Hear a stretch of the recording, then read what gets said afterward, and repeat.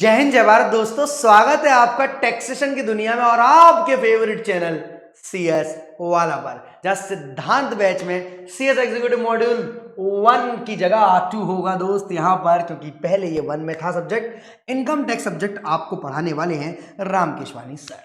चलिए सर, क्या पढ़ाएंगे और कैसे पढ़ाएंगे और हमें कितना मजा आने वाला है ये बात बता दीजिए। टॉपिक में बता दूं मैं आपको, मैं बेसिक इनकम टैक्स की बातें करूंगा, जहां बेसिक में मैं टैक्स क्या होता है, टैक्स की मीनिंग क्या होती है ये बताऊंगा दोस्त। बेसिक एग्जेम्पशंस कितनी है, डिफरेंट डिफरेंट टैक्स रेट्स क्या है और हमारे कितने टाइप के स्टेटस होते हैं, ये सारी बात है मैं आपको। स्टेटस स्टेटस मतलब कोई इंसान कंपनी बनाकर काम करता है, इंडिविजुअली काम करता है, हिंदू इंडिवाइड फैमिली में, वो भी बचपन की बिजनेस स्टडीज और थोड़ी थोड़ी बातें इकोनॉमिक्स की मिलाकर बेसिक इनकम टैक्स है। चलिए सर आगे बढ़ते हैं। सबसे पहली बात सर, टैक्स है क्या? What is tax? तो टैक्स तो है एक कंपलसरी पेमेंट है गवर्नमेंट में जो हमें देना है। सर ये तो गवर्नमेंट पॉइंट ऑफ व्यू से बताइए हमें। सर गवर्नमेंट के हिसाब से टैक्स एक रेवेन्यू है। गवर्नमेंट बोलती है जाओ सबको लूट कर लाओ। मैंने कहा कौन सब? बोला जितने लोग कमा रहे हैं। मैंने कहा सबको। कह रहे नहीं, जो बड़े लोग हैं। मैंने कहा बड़े लोग कौन होते हैं? जिनकी हाइट ज्यादा होती है। बड़े लोग का मतलब जैसे बोलते हैं ना बड़े लोग हो गए तुम बहुत, दैट मीन्स जो लोग ज्यादा कमा रहे हैं। ज्यादा मतलब एक लिमिट से ज्यादा। वो लिमिट मैं आपको थोड़ी देर के लिए नहीं बता रहा हूँ, मुझे पता है आपको शायद पता है, बट मैं ये मानता हूँ आपको नहीं पता है, बट मैं लिमिट में थोड़ी देर बाद बताऊंगा। बस ये मानना एक लिमिट से ज्यादा कमा रहे हैं उनको लाओ, उठा के लेकर आओ, हम उनसे टैक्स वसूलें। मतलब दैट मीन्स सर आप जिसकी टैक्स की बात कर रहे हैं वो इनकम टैक्स है। आप बोल रहे हो ना कमाएगा जो ज्यादा लिमिट से, yes income tax, tax on income, क्योंकि हम इनकम टैक्स ही पढ़ने वाले हैं। जबकि टैक्स तो जीएसटी भी होता है, बट वो जीएसटी हम यहां नहीं पढ़ रहे हैं, हम सिर्फ इनकम टैक्स पढ़ रहे हैं। डायरेक्ट टैक्स जो होता है, जो कमाता है उसी से वसूला जाता है।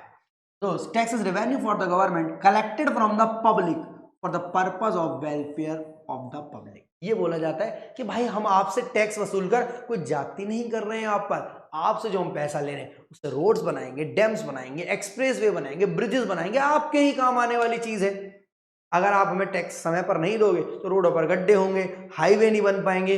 यानी वेलफेयर करती है गवर्नमेंट हमारा। कोरोना की वैक्सीन नहीं लग पाएगी, यानी कोई भी काम नहीं हो पाएगा अगर आप टैक्स नहीं देते हो। दैट मीन्स इनकम टैक्स जो है आपका, टैक्सेस ऑन इनकम है। आप इनकम कमाओगे तो टैक्स लगेगा। इनकम भी एक लिमिट से ज्यादा, बार बार लिमिट बेटा वर्ड बोल रहा हूं ताकि आपके दिमाग में वो चीजें ऐड होती जाए, वो टैक्स का। अदरवाइज आपने टैक्स को टैक्स की तरह पढ़ा ही नहीं, मजे की तरह पढ़ा ही नहीं कि सर ये टॉपिक तो जो है हमारे दिल से कनेक्ट हो जाएगा, हमें मोहब्बत हो जाएगी इससे इस कदर कि हम इसे छोड़ ही नहीं पाएंगे। और एक बार ये हमारे साथ चलने लगा या चलने लगी, जो भी इसको मानते हो, तो हमारे रिश्तेदारों में हमारी जो वैल्यू बनने वाली है वो किसी की नहीं बनती। From the tax payer point of view, भैया हम जो टैक्स पेयर है, जो कमाता है एक लिमिट से ज्यादा। सर आप कमाते हो? हाँ, एक लिमिट से ज्यादा अगर कमाता है तो कंपलसरी पेमेंट। अगर मैं ऐसे बोलूं, जैसे मानो ये मिस्टर राज है, वही सिमरन का राज, गिटार बजाने वाला। तो मिस्टर राज जो है वो बोलता है कि हाँ मैं बहुत पैसा कमाता हूँ, हाँ मैं बहुत पैसा कमाता हूँ। वो बोला ऐसा, मैं 15 लाख कमाता हूँ, बताओ क्या करोगे? मैंने कहा कुछ नहीं, हम तुमसे टैक्स वसूलेंगे। उन्होंने कैसे वसूलेंगे? मैंने कहा बाद में बताते हैं। बोला नहीं, मैं सारा पैसा जो है मंदिर में चढ़ा आता हूँ, दान करे आता हूँ, दान पेटी में डाल देता हूँ, 1 रुपए को हाथ नहीं लगाता मैं। मैंने कहा तुम कैसे बोलते हो? उसी मंदिर के बाहर भंडारे की लाइन में खड़ा रहता हूँ मैं। मैंने कहा ऐसे काम नहीं चलता दोस्त, कंपलसरी पे ये आपकी इच्छा नहीं है कि पैसा उठाया कमाया मंदिर में दान करे, नहीं तो देना पड़ेगा। तो क्या मंदिर में दान करना पाप है, गलत है? नहीं है, उसकी डिडक्शंस हैं, अपनी सारी फॉर्मेलिटीज हैं। बट आप ये नहीं बोल सकते कि नहीं मैं चैरिटेबल हूं, मैंने नाले में बहा दिए पैसे, मैंने उन गरीब बच्चों को दे दिए पैसे। अभी यार दे दिए अच्छी बात है, ये धर्म कर्म का काम है, बट गवर्नमेंट अपना धर्म कर्म में बीच में रोड़ा नहीं अटकाएगी। कंपलसरी पेमेंट जो बनता है, ये नहीं बोल रहे 15 लाख पूरे पर दो या 15 लाख हमें दे दो, जो बनता है हिसाब किताब से, जो भी रेट से 10%, 20%, 15%, 5%, जो भी हिसाब किताब से रेट है वो हमें पहले टैक्स दो, उसके बाद तुम्हें जो करना हो करो। यानी कंपलसरी पेमेंट है, आप ऐसे नहीं कह सकते।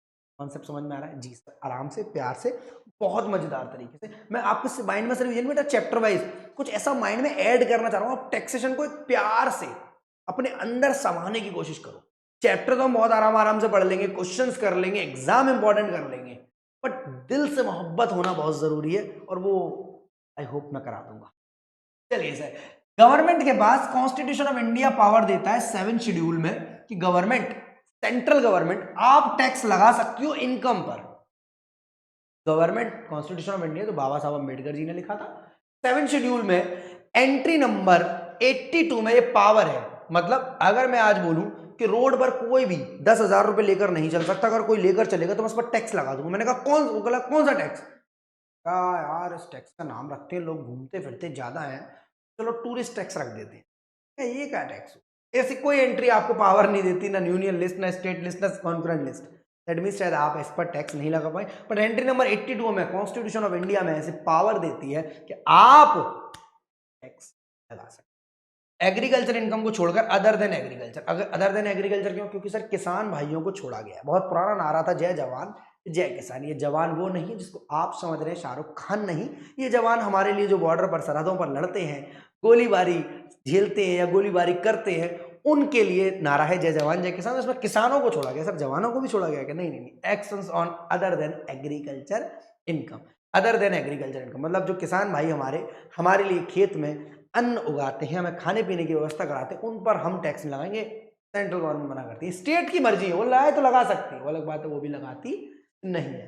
Taxes on income other than agriculture income. Entry number 83 में कस्टम ड्यूटी की बात है, एंट्री नंबर 84 में एक्साइज ड्यूटी। ये हम पढ़ने नहीं वाले क्योंकि हमारा सब्जेक्ट सिर्फ इनकम टैक्स है। एंट्री नंबर 46 में स्टेट गवर्नमेंट के पास होती है भाई टैक्स हम लगा सकते हैं एग्रीकल्चर इनकम पर, वो लगाती नहीं है। एंट्री नंबर 51 में उन्हें ही पता है, वोटिंग नहीं होगी। Excise duty alcoholic liquor, Indian hemp, narcotic drugs. Sir narcotic drugs ऐसी चीजों पर कौन टैक्स लगाएगा? ये तो सर बैन है इंडिया में। अरे भैया सेल्फ कंजम्पशन के लिए बैन है, दवाइयां तो बनेंगी ना इससे, दवाइयां तो बनेंगी ना। उड़ता पंजाब सबने देखी है, उड़ता पंजाब शाहिद कपूर वाली, हाँ टैक्स लगता है, स्टेट गवर्नमेंट के पास जाता है। इसके अलावा सेल्स टैक्स है एंट्री नंबर 51 में, जो आपका सेल्स टैक्स, बेटा ये नीचे दिख नहीं रहा वो सेल्स टैक्स है। Then concurrent list of both of the government. Basic सी बातें हैं, बट एक बार करनी जरूरी थी। अल्टीमेटली हमारा काम तो भैया टैक्स से प्यार कराना है। टैक्स बेसिकली दो टाइप के होते हैं, एक डायरेक्ट टैक्स और एक इनडायरेक्ट टैक्स। डायरेक्ट टैक्स में इंसिडेंट इंपैक्ट ऑफ बर्डन सब कुछ उसी सेम पर्सन पर पड़ता है। हम एग्जांपल ले लेते हैं इसका, राहुल जयकर सबने देखी होगी शायद, मैंने भी देखी है कई बार। बहुत पुरानी पिक्चर है, बहुत मजेदार पिक्चर है, श्रद्धा कपूर और आदित्य रॉय कपूर जी की, मलंग वाले हीरो की। और राहुल जयकर बोलता है कि देखो भाई मैं इनकम तो कमाता हूँ पर मैं टैक्स नहीं दूंगा, मेरी इनकम यार मैं खर्च नहीं करता हूँ, मैं ये पड़ी रहती है, बस वो जरूरत पड़ती है तो आरोही का पर्स खोलकर पैसे लेकर चला जाता हूँ। तो भाई ऐसा नहीं होता, आपने इनकम कमाई है तो आपको ही टैक्स देना पड़ेगा। बोला नहीं यार मैं तो अपने सारे पैसे बर्बाद कर चुका हूँ, आपको पता ही है, मैं अब कहाँ शोज वगैरह कर रहा हूँ। मैंने कहा कुछ तो कर रहे हो? उन्होंने कहा हाँ मैं एक शो का 5 लाख रुपए लेता हूँ और साल में 5 कर देता हूँ, बस इतना ही टाइम है मेरे पास, बाकी मैं आरोही के संग लगा रहता हूँ दोस्ती में। 25 लाख रुपीज कमाता हूँ तो जो भी टैक्स बनता है वो मैं नहीं आरोही देगी। एक टैक्स तो आपको ही देना पड़ेगा दोस्त, क्योंकि आपने इनकम कमाई है।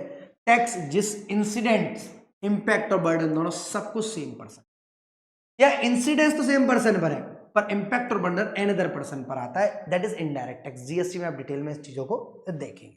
आगे बढ़ते हैं, इनकम टैक्स की ज्यादा बातें करेंगे क्योंकि हमें प्यार मोहब्बत इसी से होनी है।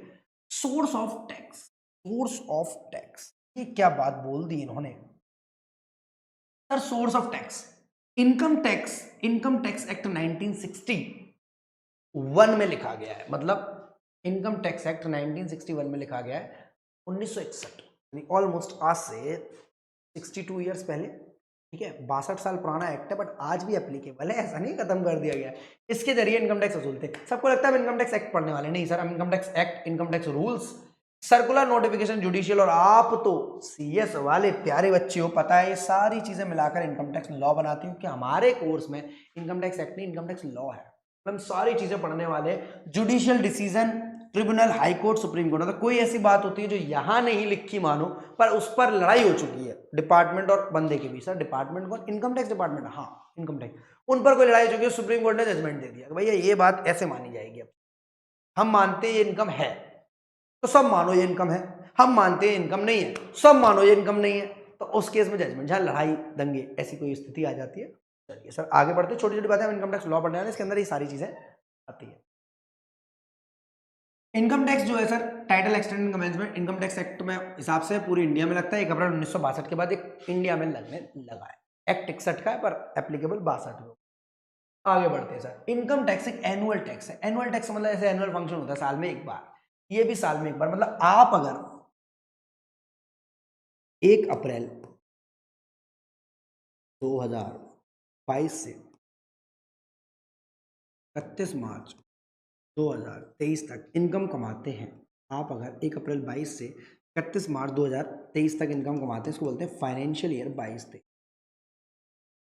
फाइनेंशियल ईयर 2000, तो आपको इनकम टैक्स पे करना पड़ेगा 23 के तुरंत बाद। 1 अप्रैल 2023 के बाद आपको पे करना पड़ेगा, क्योंकि ये एनुअल टैक्स है दोस्त, एनुअल। सर ये तो आपको ऐसा होता है कि प्रीवियस ईयर असेसमेंट ईयर, हाँ भैया वही बता रहा हूँ। प्रीवियस ईयर जो पर्सन है, अगर वो असेसी है, या असेसी की स्पेलिंग में थोड़ा सा मिस्टेक है, ASSESSEEE, अगर वो इनकम अर्न करता है प्रीवियस ईयर में, तो उसको टैक्स देना पड़ेगा असेसमेंट। तो सर असेसमेंट ईयर कौन सा होता है? नहीं को तो भैया हर ईयर प्रीवियस ईयर और हर ईयर असेसमेंट ईयर है। यहां पर बात कर रहे हैं मैंने इस साल इनकम कमाई, इनकम अर्न करी 1 अप्रैल 22 से 31 मार्च 23, that is financial year. First time मैंने इनकम इसी साल कमाई, मेरी जॉब लगी 1 अप्रैल 22 या 2 अप्रैल 22 या 5 अप्रैल, यहां से यहां तक मैंने इनकम कमाई, दैट मीन्स प्रीवियस ईयर। मतलब इनकम जिस साल आप अर्न करते हो वो इनकम टैक्स की भाषा में प्रीवियस ईयर है, और उसके जस्ट नेक्स्ट वाला असेसमेंट ईयर। इनकम जिस साल आपने कमाई वो ईयर प्रीवियस ईयर, उसके जस्ट नेक्स्ट वाला असेसमेंट ईयर। दैट मीन्स यहां पर जो आपने इनकम अर्न करी है 1 अप्रैल 22 से 31 मार्च 23 पर, ये प्रीवियस ईयर कहलाएगा, और उसके जस्ट नेक्स्ट वाला असेसमेंट ईयर टैक्स जहां पर पे करना है। दैट मीन्स सर अगर मैं इस साल इनकम कमा रहा हूं, आप जो इस साल चल रहा है अभी सितंबर 2023 चल रहा है, मानो 1 अप्रैल 2023 से 31 मार्च 2024 तक, तो मुझे टैक्स 24-25 में देना पड़ेगा। जी सर, यानी हर साल फाइनेंशियल ईयर जो होता है वो प्रीवियस ईयर और असेसमेंट ईयर दोनों हो सकता है, बस फर्स्ट टाइम जिस साल आपने बिजनेस शुरू किया है या जॉब लगी है, अपना किराए पर उठाया है, इन सबसे इनकम जनरेट हो रही है। मैं धीरे धीरे आपके मन में वो चीजें डालता जा रहा हूँ जो आप सोच रहे हो, सर ये हाउस प्रॉपर्टी की इनकम है, ये वही प्यार कराना है मुझे इनकम टैक्स से, आपको प्यार स्टोर करना है सारी चीजें। जो यहाँ से देखा गया है वो यहाँ जरूर बस जाता है, वो दिल से नहीं जाता, दिमाग से तो जा ही नहीं सकता। 1 अप्रैल 2023 से 31 मार्च 24 तक अगर आप इनकम कमाते हो तो आपको टैक्स 24-25 में देना पड़ेगा। नहीं, प्रीवियस ईयर एक असेसमेंट, असेसमेंट ईयर हमेशा प्रीवियस ईयर बाद वाला ईयर हो। हर ईयर प्रीवियस ईयर और हर ईयर असेसमेंट ईयर हो सकता है, सिवाय फर्स्ट को, जो फर्स्ट वाला सिर्फ प्रीवियस होता है बट असेसमेंट नहीं हो। चलिए सर, अब बात है कि सर हमने ये बोला था कि टैक्स जो है पर्सन को देना पड़ेगा। पर्सन होता कौन है? पर्सन मतलब हम लोग, जैसे सर आप पर्सन हैं, सामने बैठा बच्चा जिसका नाम मैं मानता हूं आशीष होगा, सामने बैठी बच्ची जिसका नाम कीर्ति या कृति होगा, मेरी फेवरेट नाम है क्या आपके? हाँ मान लीजिए, ये लोग पर्सन है सर, हमारी नजर में तो बचपन से यही पर्सन है। फिर अकाउंट्स पढ़ी तो हमें पता चला नेचुरल पर्सनल है, नेचुरल पर्सनल अकाउंट्स, तो बट नहीं, पर्सन की डेफिनेशन इनकम के हिसाब से इंडिविजुअल है, और हम सब इंडिविजुअल है बेटा। कौन है हम? उन्होंने बोला पर्सन बहुत बड़ा टर्म है, जो पर्सन है, पर्सन है वो बहुत बड़ा टर्म, उसमें एक नहीं, दो नहीं, तीन नहीं, पूरा हिंदुस्तान समाने वाला है। सो पूरा हिंदुस्तान, हाँ, पर्सन के अंदर इंडिविजुअल भी है, आप मैं ये, बट सबको टैक्स देना पड़ेगा कि नहीं नहीं नहीं नहीं नहीं नहीं, टैक्स सिर्फ उसी को देना पड़ेगा जो असेसी है, टैक्स सिर्फ उसी को देना पड़ेगा जो असेसी है। मतलब बंदा जो है 32 ईयर्स का हो चुका है बट किसी काम काज पर नहीं जाता, तो फिर वो खाना कैसे खाता है, कपड़े कैसे पहनता है? वो भंडारे की लाइन में लग जाता है सुबह उठते ही, कहीं चाय बट रही हो, लंगर चल रहा हो, वहां चला जाता है, ठीक है, कोई कपड़े बांट रहा हो तो वहाँ कपड़े ले लेता है। सर आप ये कहना चाहते हो वो कुछ कमाता नहीं है? हाँ, वो इंडिविजुअल 32 साल का, ये वो नहीं है कि 18 साल से ऊपर हुआ तो वोट देने चला जाए, नहीं नहीं नहीं नहीं, ये 32 साल का बंदा पर कुछ नहीं कमाता, इंडिविजुअल है, कुछ नहीं कमाता। तो कुछ नहीं, अभी कुछ कमाने वालों से भी हम टैक्स नहीं वसूलेंगे, ये तो कुछ भी नहीं कमाता है, क्योंकि एक लिमिट से ऊपर हम टैक्स वसूलेंगे individual. Individual, then sir company, अभी एचयूएफ की बात करूंगा, देन कंपनी। सर कंपनी कौन सी? बड़ी वाली रिलायंस इंडस्ट्रीज लिमिटेड? नहीं नहीं, छोटी कंपनी भी अगर होगी तो मानो मेरी कंपनी का नाम है Radha Krishna sweets private limited, बहुत छोटी कंपनी, मिठाइयां बनाती है, गवर्नमेंट कहती है छोटी बड़ी कुछ नहीं, आप प्राइवेट हो या पब्लिक हो, गवर्नमेंट हो, फॉरेन हो, कोई भी कंपनी हो, डोमेस्टिक हो, अगर अपने देश में आप व्यापार कर कर पैसा कमा रहे हैं किसी भी तरह, तो आपको सर टैक्स दे। कंपनी भी लपेट ली गई। HUF, हिंदू अनडिवाइडेड फैमिली, एक ही दुकान पर पापा, चाचा, बाबा, छोटा बेटा, बड़ा बेटा सब बैठकर दुकानदारी कर रहे हैं, गल्ला भर रहे हैं, टैक्स देना। यानी आप बच नहीं सकते ये कहकर कि हम कई सारे, हम तो इंडिविजुअल नहीं है, हम तो कंपनी नहीं है। उन्होंने कहा तो कोई बात नहीं, हम तो पार्टनरशिप को भी नहीं छोड़ेंगे। यानी इन सब लोगों को टैक्स देना पड़ेगा, अगर एक लिमिट से ऊपर। किन के लिए लिमिट है, किन के लिए नहीं है, सारी बातें याद करा दूंगा, सारी बातें मैं याद करा दूंगा आपको। किन के लिए लिमिट है, किन के लिए नहीं है, सारी बातें मैं आपको याद करा दूंगा यहां पर। दैट मीन्स आप जो है पार्टनरशिप अगर है तो आपको भी टैक्स देना पड़ेगा। एओपी और बीओआई, सर ये क्या होता है? एओपी बीओआई ये होती है सर जो रजिस्टर्ड होती हैं, कभी नहीं होती हैं, थोड़े टाइम के लिए खुलती हैं, कुछ अच्छा काम करती हैं। एक का नाम होता है एसोसिएशन ऑफ पर्सन और एक का नाम होता है बॉडी ऑफ इंडिविजुअल। मतलब जब दो लोग, हम लोग, मैं और आप, ये राम और आशीष बचपन के पक्के दोस्त मिलकर कुछ अच्छा काम कर रहे हैं तो ये बॉडी ऑफ इंडिविजुअल कहलाएगी। अगर राम और आशीष के अलावा कोई फर्म या कंपनी इनके संग जुड़कर काम करे तो एसोसिएशन ऑफ पर्सन कहलाएगी। मतलब जब बॉडी ऑफ इंडिविजुअल, दो लोग हैं, BOI, body of individual. Local authority आपके शहर, गांव, कस्बे में नगर पालिका या नगर निगम टाइप की जो चीज है सर, उनको भी टैक्स देना पड़ता है, वो तो खुद गवर्नमेंट है। अरे वो हमें जो वाटर सप्लाई करती है, वो जो हमें क्या बोलते हैं हाउस टैक्स वसूलती है, उन सब पर उन्हें टैक्स देना पड़ता है क्योंकि वो उनकी कमाई। मैं आपको बता दूं जो लिमिट है, इसके अलावा एक artificial, every other artificial but judicial person not falling in, net लिखा, not falling within any of the preceding, जो इनके अंदर नहीं आया।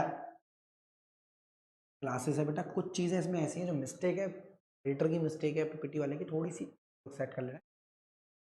सब क्लास जो इनके अंदर नहीं आया वो यहाँ आएगा। मंदिर, मस्जिद, गुरुद्वारे, उन्होंने बोला हम यहाँ नहीं आ पा रहे हैं, उन्होंने कहा यहाँ तो आते हो, आर्टिफिशियल जुडिशियरी हो, आ जाओ।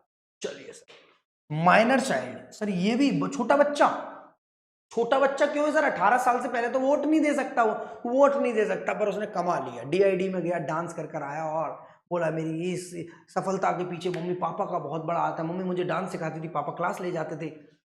या कोई बात नहीं, अगर स्किल टैलेंट का बच्चा है तो वो खुद असेसी बन जाएगा, उसके पैन कार्ड पर हम टैक्स ले लेंगे। एनी अदर, सर आपने तो बोला तो वही देगा टैक्स, हाँ पर मम्मी पापा है ना, टैक्सेबल अंडर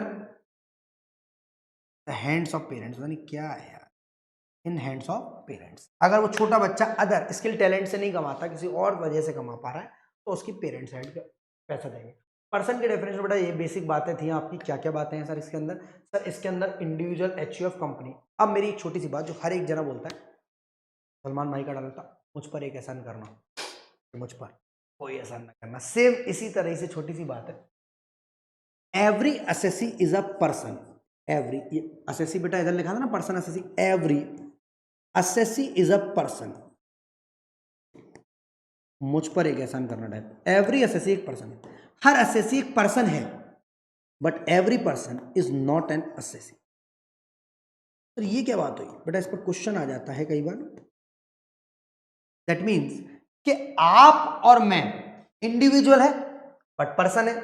बट मानो, मैं ऐसा मानता हूं, बुरा मत मानना है, दिल पर मत लगा, मैं कमा रहा हूं एक लिमिट से ऊपर, तो मैं पर्सन भी हूं और assessee. Every assessee is a person, मैं एक असेसी हूं पहले और फिर पर्सन, मतलब पर्सन हूं, असेसी। बट आप एक पर्सन तो है, इंडिविजुअल तो है, बट आप असेसी नहीं है। जिस दिन कमाना शुरू कर दोगे इस लिमिट से ऊपर, सर लगता है आपको हम लिमिट से? हाँ मुझे लगता है, आप तो वो इंसान बनोगे पर सरचार्ज 37% लगेगा, ऐसा मैं दिल से बोल। आप सब सरचार्ज 37, सर सरचार्ज 37% बहुत लो, हायर लिमिट पर लगता है, अभी पढ़ेंगे आगे। चलिए सर आगे बढ़ते हैं। अब है basic principle for charging income tax. Section 4 जो है, हर एक लॉ के पीछे आपको पता है कोई सेक्शन होता है जो चार्जिंग सेक्शन होता है। वो बोलता है income of the previous year of a person is charge to tax in the immediately following assessment year. जैसे मैंने अभी अभी आपको बताया 1 अप्रैल 22 से 1 अप्रैल 2022 से 31 मार्च 2023 तक मैंने जो कमाया, ट्यूशन पढ़ाकर, लेक्चर रिकॉर्ड, घर को किराए पर चढ़ाकर, बैंक से इंटरेस्ट वसूल कर, कोई शेयर्स खरीद कर बेचकर, कोई जमीन खरीदी, कोई बेच दिया, कोई बिजनेस में मेरा पार्ट, सारा पैसा इकट्ठा किया जाएगा और उसे टैक्स लगाया जाएगा असेसमेंट ईयर। मतलब प्रीवियस ईयर में आप जो भी इनकम कमा रहे हो अप्रैल 22 से 31 मार्च 23 तक, सर इनकम कैसे, एक्रूअल बेसिस पर है, कैश, सब समझेंगे भी डिटेल में। मुझे पता है आपके मन में बहुत सारी अकाउंट्स उछल कूद कर चल रही है, सब समझेंगे, एक एक बात की बात करेंगे, बाल की खाल निकाल लेंगे हम लोग, क्योंकि जरूरत पड़ेगी। Rate of taxes applicable as specified by the annual finance act. तो एनुअल फाइनेंस एक्ट होता है, उसके हिसाब से हमारे रेट्स, मतलब इनकम टैक्स एक्ट ने अगर रेट लिख दी होती तो उस जमाने में ये सोच करके चलो यार गरीब लोग हैं, अभी अभी आजाद हुआ है देश 1961 में, तो 10% टैक्स लगा दे रहे, बट ऐसा नहीं है। फाइनेंस एक्ट जब चाहेगा, पहले 10, 20, 30 लगता था एक टाइम पर, फिर 5, 20, 30 आ गया। फाइनेंस एक्ट जो चाहेगा, अब नई रेट वो 25 बना दे, मानो बनाया नहीं है, सिर्फ जस्ट बोल रहा हूँ। 115 बीएससी में 5, 10, 15, 20, 25, 30, शायद आप लोगों के दिमाग में थोड़ी थोड़ी बात है। फर्दर, तो the Finance Act prescribe the rates of tax in respect of certain income. The Income Tax Act itself has specified specific rates. Lottery income पर बोला है भैया टैक्स जो लगेगा वो 30% के हिसाब से लगेगा, 115 बीबी। लॉन्ग टर्म कैपिटल गेन में जो टैक्स लगेगा वो 20% के हिसाब से लगेगा। सर ये सब क्यों बता रहे हो आप हमें? ताकि आपको मैं दिल से कुछ भी नहीं याद रखना। अगर आप ये सोचकर पढ़ रहे हो कि सब मैं सारी चीजें याद करूंगा फिर मुझसे पूछेगा तो बताऊंगा, बिल्कुल नहीं। हम इतना डिटेलिंग में पढ़ेंगे कि क्वेश्चन करेंगे कि सब अपने आप याद हो जाएगा। जो कंफ्यूजन क्लैशेस है ना, याद कर लूं उसकी वजह से याद नहीं हो पाता, ये सब याद हो जाएगा धीरे धीरे। बस पूरी एकाग्रता बोलते हैं इसे, कंसंट्रेशन के संग यहां देखते हैं। शॉर्ट टर्म थोड़ा थोड़ा लिखते रहो बेटा, साथ साथ पूरे देखने से काम चलेगा, क्योंकि मैं पहले बेस क्रिएट करूंगा देन क्वेश्चन कराऊंगा। अगर साथ साथ क्वेश्चन कराए तो कंफ्यूजन होगी। Short term capital gain listed shares में बस पढ़ता जा रहा हूं आपके सामने, क्योंकि ये चीजें जस्ट आपकी दिल से मोहब्बत करा दे। In respect of income chargeable tax shall be deducted at source और पेड इन एडवांस। ऐसा बोला जाता है भैया इस साल कमा लो अगली साल टैक्स दे दो, इस साल कमा लो। जैसे mister Rahul Jaikar, my favourite sir, आपका फेवरेट है आदित्य रॉय कपूर? नहीं नहीं, राहुल जयकर बोलता रोही इस कमाई का करना ही क्या है, टैक्स देना ही किसको है, तो मुझे बताओ क्या टैक्स देना है मुझे? मैं तो सारा पैसा जो है बाहर में यूं ही उड़ा दिया, फिर लोगों ने मुझे, गुंडों ने मारा, हॉस्पिटल में खर्चा हो गया, अब मेरे पास कुछ नहीं बचा। 1 अप्रैल 22 से 31 मार्च 23 को मैंने शोज कर कर कर गांव गांव में गाना गाया, शहर शहर में गाना गाया, स्टेजों पर गाना गाया, बार में गाना गाया, मुझे इतना ही पैसा मिला। और जैसे ही टैक्स देने का वक्त आया मेरे पास पैसा, गवर्नमेंट बोलती है ऐसे नहीं। हम आपसे, अगर आप एक लिमिट से ऊपर कमाते हो, बार बार सर लिमिट क्यों बोल रहे हो? क्योंकि लिमिट बोलना जरूरी है। चीजें टैक्स जो है डिडक्ट किया जाएगा सोर्स से, मतलब जहां से पैसा आपको मिल रहा है उससे बोल दिया जाएगा। एग्जांपल समझ लो, मेरा एक दोस्त है जिसका नाम है, सर इसका नाम रजत, का नाम है रजत। राहुल जो भैया है हमारे, वो बहुत अच्छे भैया है। रजत जो मेरा दोस्त है वो पिछले कई दिनों से 10,000 रुपये मेरे अटका बैठा हुआ है। काल्पनिक एग्जाम्पल, रजत से मैंने बोला भाई मेरे 10,000 रुपये दे दे। बोला यार क्या करोगे तुम तो इतना कमाते हो? मैंने कहा सबको ऐसे ही लगता है कि मैं बहुत कमाता हूँ, और इस चक्कर में सब लोगों ने धीरे धीरे पैसे रोक लिए मेरे। मैंने बोला भाई रजत 10,000 रुपये मुझे मेरे चाहिए। रजत बोला यार दे देंगे क्या है? मैंने कहा 4 साल से तो यही बोल रहे दे देंगे क्या है। अच्छा, रजत का एक दोस्त था, इसका नाम था सुमित। सुमित भी मेरा दोस्त है, बट रजत का खास और मेरा भी थोड़ा खास है। सुमित के पास रजत के 20,000 रुपये, सुमित के पास। तो मैंने सुमित से बोला, मैंने कहा रजत जिस दिन तुझसे पैसे लेने, ये बात मुझे पता चली बातों बातों, मैंने कहा रजत पैसे नहीं दे रहा। कितने हैं? मैंने कहा 10,000 रुपये। बोला मैं दूंगा। मैंने कहा तू दे दे। कह रहा नहीं नहीं, रजत मुझसे पैसे लेने आया, अगर तू चाहे तो मैं दे सकता। That mean government of India ने इस तरह के प्रोविजन बनाए कि आप, गवर्नमेंट ऑफ इंडिया बोलती है मैं यार राहुल जयकर से पैसे वसूल ही नहीं पा रही हूँ। राहुल जयकर तो मस्त हो जाता है शाम को 6 बजे के बाद, तो पैसे ही नहीं वसूल पा रही हूँ उससे। गवर्नमेंट ऑफ इंडिया कह रही है सर। इसने बोला, शो कराने वाले ने, ऑर्गेनाइजर ने, उनने बोला ये भी आएगा मेरे पास पैसे लेने, आप बताओ तो हम कुछ हेल्प करें। मैंने कहा हेल्प क्या है? टीडीएस है, टैक्स डिडक्शन सोर्स। हम आपको ऑर्डर देते हैं कि आप इसे पेमेंट करने से पहले हमें पैसे दे दें। मैंने बोला सारे आपको दे दें क्या? आप दोगे उसे? मैंने कहा नहीं नहीं नहीं नहीं नहीं, ऐसा नहीं है, 10% काट लेना इसका। सर हमेशा 10%? नहीं नहीं, 5 भी है, कहीं 1 भी है, कहीं 2 भी है, बहुत सारी चीजें। मैंने बोला ना आपके हाइपर नहीं करूंगा, बस बेस बना रहा हूं आपका, कि आप चीजों को मन में डाल पाओ। ऐसा मैंने बोला कि इनकम कमाओ इस साल, टैक्स अगली साल भरो। काफी सारे लोग बोले मैं नाले बहा दिए, बताओ क्या करो? जेल करो, ले जाओ मेरे को, भंडारे में खाना खाता हूँ, जेल में खाऊंगा। लोग ऐसे देश में हैं। दंड, जिनके दिल में बिल्कुल डर नहीं है, तो इन ऐसे लोगों के लिए गवर्नमेंट ने सोर्स बना रहा है कि टैक्स डिडक्टेड एट सोर्स, जहां से आपको पैसा मिल रहा है सोर्स से, उनको बोल देंगे वो टैक्स काट लेंगे। आई होप आपके मन में थोड़े थोड़े जो सवाल हैं, जो बवाल मचा रखा है, जो धमाल है, वो कमाल में बदलने वाला। और पेड इन एडवांस वेरिएबल, या तो उनको बोला जाएगा वो टैक्स, या आपको बोला जाएगा आपने समय पर टैक्स नहीं वसूला, दिया एडवांस टैक्स। एडवांस टैक्स जैसा कैसे होता है एडवांस टैक्स? अरे जैसे आप 3 दिन का कहीं डेमो लेने गए क्लास में, और आप चौथे दिन बोल दिया बेटा कल या तो फीस जमा करो या आना ही मत, यानी वो आपसे 1 महीने की फीस एडवांस ले ले। या IIT कोचिंग जो आपके दोस्त कर रहे हो, 2 या 3 दिन का डेमो होता है, पूरे 1.5 लाख रुपए रखवा लिया जाता है, सही होता ना? तो वो 1.5 लाख रुपए फिर आप आओ या नहीं आओ, कोई दिक्कत उनको नहीं है। अब हो सकता है 1.5 लाख की 3 इंस्टॉलमेंट बना दी, 50,000 अभी दे दो, 50,000 2 महीने बाद दे दो, इस टाइप से। नहीं, एडवांस में लिया जा रहा है। ऐसा नहीं आप पूरा पढ़ लियो, लास्ट में बोला यार नहीं मजा नहीं आया, मेरा IIT क्रैक नहीं हुआ, मैं पैसे नहीं दूंगा। एडवांस टैक्स के रूप में आपसे पैसे वसूले जाते हैं। Section 4 is a charging section and is the backbone of the income tax act. ये नहीं होता तो इनकम टैक्स वसूलने की कोई व्यवस्था नहीं होती। Liability arise by virtue of the section and it arise at the close of the previous year. जैसे ही साल खत्म हुआ, अब आपने अगर अपनी इनकम कैलकुलेट करना शुरू नहीं करी कि मुझे टैक्स कितना देना है, तो एक समय के बाद आप पर नोटिस आना शुरू हो जाएंगे। गवर्नमेंट बोलेगी उठा के लाओ इसको, कौन है ये लड़का? सर ये राहुल जयकर है, उठा के लाओ राहुल जयकर को, राहुल जयकर हो या कोई भी डेकर हो, उठा के लाओ, पेश करो हमारे सामने अदालत में। ठीक है सर, समझ आ गए। However the finalization of amount of tax liability is postpone to the assessment year. It follows the rule that the liability to tax is not dependent upon assessment. Simple सी बात है ये है कि सर आप जो है 1 अप्रैल 31 मार्च तक कमाते हो, पर आपको कैलकुलेशन करने में दिक्कत हो रही है बहुत सारी।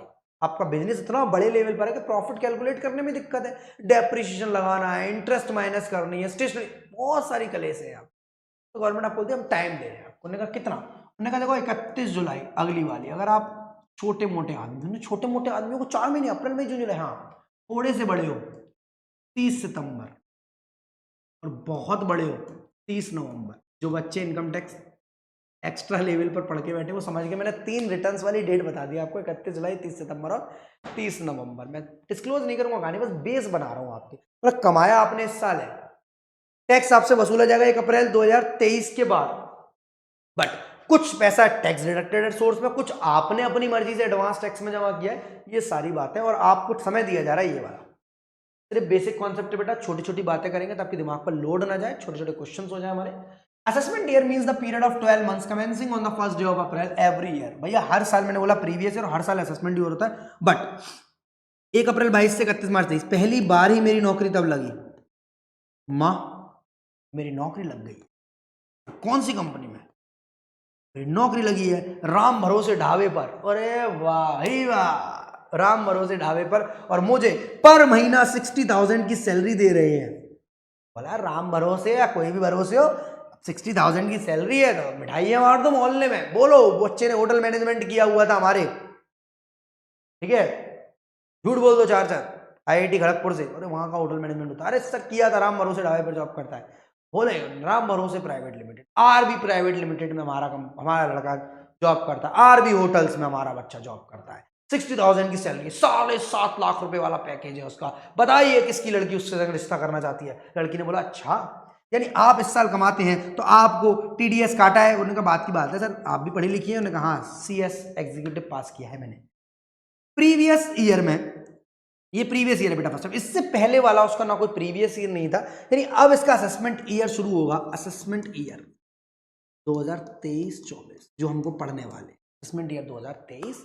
बेसिक बात है, अप्रैल 22 से 31 मार्च 23 पहली बार प्रीवियस ईयर है। अब ये असेसमेंट ईयर रहेगा 23-24। अब अगली साल अगर ये जॉब करता रहा राम भरोसे ढाबे पर, तो 23-24 इसका प्रीवियस ईयर भी होगा, और 23-24 असेसमेंट ईयर, यानी 23-24 असेसमेंट ईयर किसका? प्रीवियस ईयर 22-23 का, और 23-24 प्रीवियस ईयर जो है उसके लिए असेसमेंट ईयर 24। यानी every year is the previous year as well as assessment year. But पहली साल आपकी जब कमाई शुरू हुई है, नौकरी लग गई राम भरोसे ढाबे पर, आप ट्यूशन पढ़ाने लगे हो, पापा की दुकान पर बैठे हो, आप संभाल रहे हो पूरा काम अब से। Charge to tax assessment year 23-24 is a year which commences on 1 April 2023 and on 31 March 2024। वही अप्रैल 22-23 की इनकम वसूली जाएगी। Income of an assessee earned in the previous year 22-23, मैंने बता चुका हूँ सारी बातें, छोटी छोटी बातें। असेस्ड इन ड्यूरेशन क्या होता है sir, period of 12 month starting from 1 अप्रैल। जो प्रीवियस ईयर हो वो भी 12 महीने का होता है, असेसमेंट ईयर वो भी होता है, but relation with the previous year it falls immediately after the previous year. क्या बोल रहा है ये बता भैया, एक पहले आता है वो प्रीवियस ईयर कहलाता है और एक बाद में आता है वो असेसमेंट ईयर। प्रीवियस उसका नाम ही इसलिए रखा है क्योंकि पहले आता है। पर्पस क्या होता है sir, income of previous year assessed and taxable in the immediately following assessment year. पर छोटी छोटी बातें मैंने बताई, हर साल प्रीवियस ईयर हर साल असेसमेंट ईयर होता है, सिर्फ एक को छोड़कर पहली बार कमाई शुरू हुई। और पहली हर पूरा साल जो होता है उसका नाम प्रीवियस ईयर, पूरा साल असेसमेंट ईयर। बट अगर किसी की जॉब ही लगी 2 अक्टूबर को गांधी जयंती पर, 2 अक्टूबर 2022 से 31 मार्च 2023 तक की इनकम इसकी के लिए प्रीवियस ईयर है, और 23-24 असेसमेंट, यानी ये प्रीवियस ईयर छोटा प्रीवियस ईयर है। पहली साल वाला प्रीवियस ईयर छोटा हो सकता है। जिसने 30 मार्च को दुकान खोली, ओपनिंग करी 30 मार्च से 31 मार्च, तो उसकी इतनी कहाँ कमाई हो जाएगी, हो सकती है। आगे बढ़ते प्रीवियस ईयर और यूनिफॉर्म प्रीवियस ईयर। सर ये क्या बात है, previous year means the financial year immediately preceding the assessment year. Sir कितना पढ़ेंगे, income earn in the year is assessed in the next year, the year in which income is earn is known as, बार बार पढ़ चुके हैं, हटाओ यार इसको, खत्म करो, कुछ ऐसी नई सी बात है तो। According to section 221 of the general clauses act 18 the financial means the year commencing the first day of April, hence it is a period of 12 months. मतलब इन्होंने भी उन्हीं की बात मानी जो बचपन से हम अकाउंटेंसी अकाउंटिंग में पढ़ते आए, 1 अप्रैल से 31 मार्च तक। उसी के बेस पर प्रीपेड निकलता था, उसी के बेस पर आउटस्टैंडिंग तय होता था, जब तक वो खुद कैलेंडर ईयर ना बोले। इनके लिए हमेशा क्या रहेगा, फाइनेंशियल ईयर। ये बोलता है भैया next it plays a dual role, assessment year भी रहेगा और उसी साल प्रीवियस ईयर भी रहेगा। सारी बातें मैं आपको बता चुका हूँ, इतनी सारी पढ़ने की जरूरत है ही नहीं, मैं आपको डिटेल में। टर्म पर्सन इंक्लूड्स, अभी तो बड़ा individual HUF company form AOP, sir वहां ऐसे यहाँ ऐसे, ये मेरा एक तरीका है, उस तरीके से आपको पढ़ाऊं कि बहुत सारी लगे, इस तरीके से आपको पढ़ाऊं ताकि आप चीजों में। अब यहाँ मैं एक डायलॉग क्या बोलने वाला हूं, every person is an SSC, every SSC is a person. Every SSC is a person but every person is not an, यही लिखा था कि मैंने, every SSC is a person but every person is not a SSC, every SSC is a person but every person is not an SSC. आप person तो हैं but अगर आप कमाते नहीं है, दिल पर मत लेना, तो आप एसएससी नहीं है बेटा। एसएससी बनने के लिए आपको पहले पर्सन बनना जरूरी है, और डिटेल में मैं आपको बता चुका हूँ, ये बस समराइज कराने के लिए। On the basis of a well settled principle that the crown can not be charge to tax, it can be said that unless otherwise specifically mentioned the union government can not be taxed in India. अपने ऊपर वो कभी tax नहीं लगाएगी, ठीक है। राजा कभी अपने लिए बंदा नहीं बनाता। An association of person of body of individual local authority AJP shall be deemed to be a person whether or not such person or body of individual was formed or established or reported with the object of driving income profit or. बोला गया भैया अगर आप कोई भी ऐसा काम कर रहे हो जिससे इनकम जनरेट हो रही है, आप ये मत बोलना कि हम तो दान धर्म में लगे हुए हैं, आप आओ इधर, हम देखेंगे आपसे टैक्स कितना वसूलना है, ज्यादा कम नहीं, वो हम देखेंगे, आप नहीं तय करेंगे। अ फर्म इंक्लूड्स एलएलपी, क्योंकि हमने अभी पढ़ा पार्टनरशिप फर्म, क्योंकि एलएलपी एक्ट 2008 आपसे बेहतर, मुझसे बेहतर तो आप जानेंगे, थोड़े दिन बाद आप सीएस बनने वाले हैं मेरे दोस्त। एलएलपी एक्ट 2008, क्योंकि पार्टनरशिप एक्ट 1932 था, तो फर्म के नाम से वही जाना जाता था।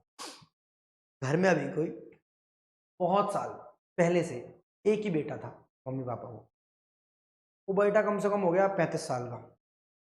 अब सडनली मम्मी पापा ने एक बेटा गोद ले लिया, सर अब क्या जरूरत पड़ी है, जरूरत लग रही है, ऐसा लग रहा है बड़ा वाला नालायक है, बच्चे भी नालायक है, अब एक छोटा बेटा और ले आओ अपने लिए। दैट मीन्स कि अब तक तो वही बेटा बेटा था दुनिया की नजर में, बट अब 2 बेटे हो गए। दैट मीन्स फर्म भी, पुरानी वाली पार्टनरशिप फर्म भी और एलएलपी दोनों ही हमारे लिए क्या है, फर्म। छोटी सी बात है बट डिटेलिंग इसलिए कर दी कि आपको चीजें दिमाग में याद रहे, कोई ऐसा ना पूछ ले एलएलपी पर्सन होती है या नहीं होती। According to section 14 of the act, ये सारी बातें मैं आपके माइंड में अभी अभी घुसेड़ चुका हूँ। तो भैया मैं राम भरोसे जॉब ढाबे पर मेरी जॉब लगी थी, अरे सर आपकी कहाँ लगी थी, राम भरोसा ढाबा, साल महीने की सैलरी थी 60,000, राम भरोसा ढाबा। मैंने इसे शॉर्ट में दुनिया को बताने के लिए क्या करा, आरबी होटल्स या आरबी प्राइवेट लिमिटेड, हमारे बेटे की जॉब लगी।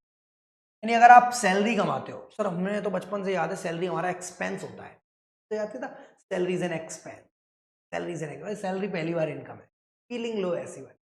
इनकम टैक्स पढ़ रहे हैं आप, अकाउंट्स नहीं, अकाउंट्स पढ़ते हो तो सैलरी आपको एक्सपेंस लगती होगी, बट सैलरी आपके लिए इनकम है। इनकम फ्रॉम हाउस प्रॉपर्टी, आप अपना घर किराए पर चढ़ा दिया, सर इससे कितनी इनकम हो जाती है। आपका फेवरेट शहर दिल्ली, अब बताओ आप, आदमी एक घर कमाकर एक घर किराए पर चढ़ाकर अपनी रोजी रोटी चला लेता है, लत्ते कपड़े पहन लेता है, बर्तन खरीद लेता है, घर चला लेता है, एक घर की कमाई से घर खरीद लेता है, आप कह रहे हो घर में कितने कमाई होगी। Income from house property is also treated as income. भैया 5 तरीके से इनकम हो सकती है। Profit and gains of business, बहुत बड़ा इंडिया हमारा इस काम में जुड़ा हुआ है। एक सब्जी वाले अंकल से लेकर वेजिटेबल सेलर, एक सब्जी वाले अंकल से लेकर अंबानी साहब तक, रिलायंस इंडस्ट्रीज लिमिटेड के मालिक, सब के सब बिजनेस कर रहे हैं। ठीक है, आप अगर सीएस बनकर अपना ऑफिस खोलोगे तो प्रोफेशन में जा रहे हो। ये सब लोग देश का बड़ा तबका पीजीबीपी के हेड्स में बोलते PGBP, profit and gains from business और profession. Profit and gains from business और प्रोफेशन, एक बड़ा तबका देश का इसके अंदर जाता है। Then capital gain. अब मैं आपको छोटा सा एग्जांपल दूं आपको। ये था मिस्टर अमन, ये कहता था माँ मेरी नौकरी लग गई और मेरी सैलरी, ये वही है राम भरोसे ढाबे वाला। ये था दूसरा भैया रमन, बहुत सारे भैया हैं। रमन ने बोला यार रमन मैं तेरी तरह जीवन नहीं जी सकता भैया, रोज सुबह उठे बैग टांगा ऑफिस का, रात में आए थके आ रहे सो गए, मैं तो भैया घर पे बैठूंगा। मैं क्या करोगे मैं घर बैठ के भैया? मैं बोला 4 फ्लोर का घर है पापा ने बनवाया है, 1 फ्लोर पर सारे भाई शिफ्ट हैं हम, प्यार बहुत है हमें, 3 फ्लोर तो मैं किराए पर। उन्होंने कहा आप कमाओगे ऐसे? हाँ, हाउस प्रॉपर्टी। तीसरे भैया का नाम था चमन। अब इसके आगे आप कुछ वर्ड लगाना नहीं, उसके आगे चमन ही था बस, ठीक है। उसका नाम सिर्फ चमन था।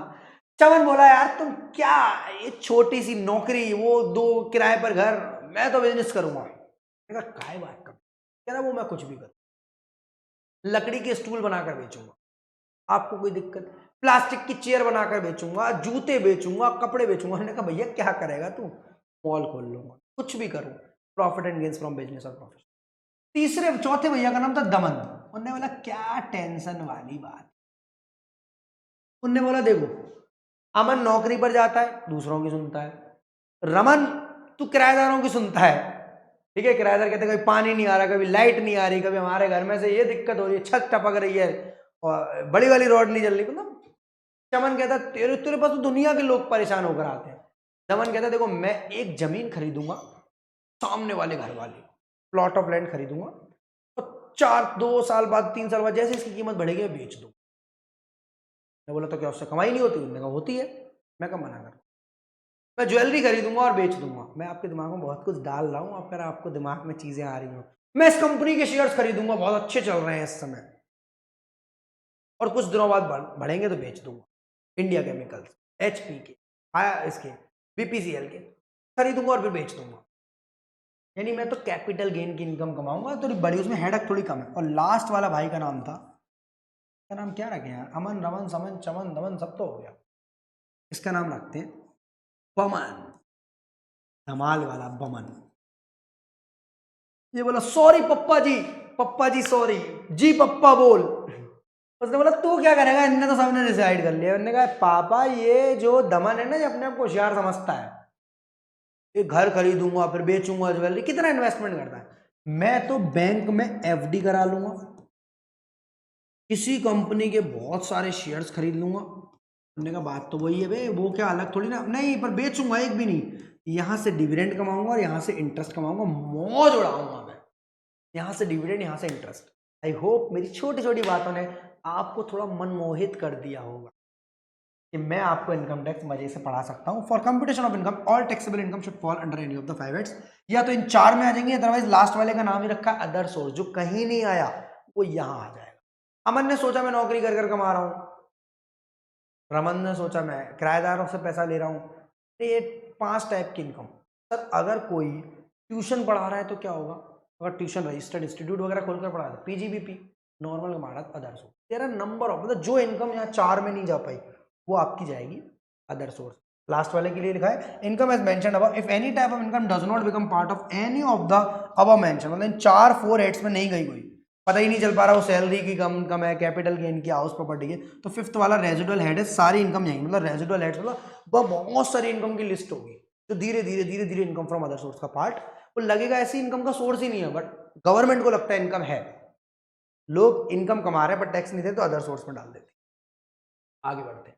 Significance of heads of income, क्या इज्जत है incomes of heads of income.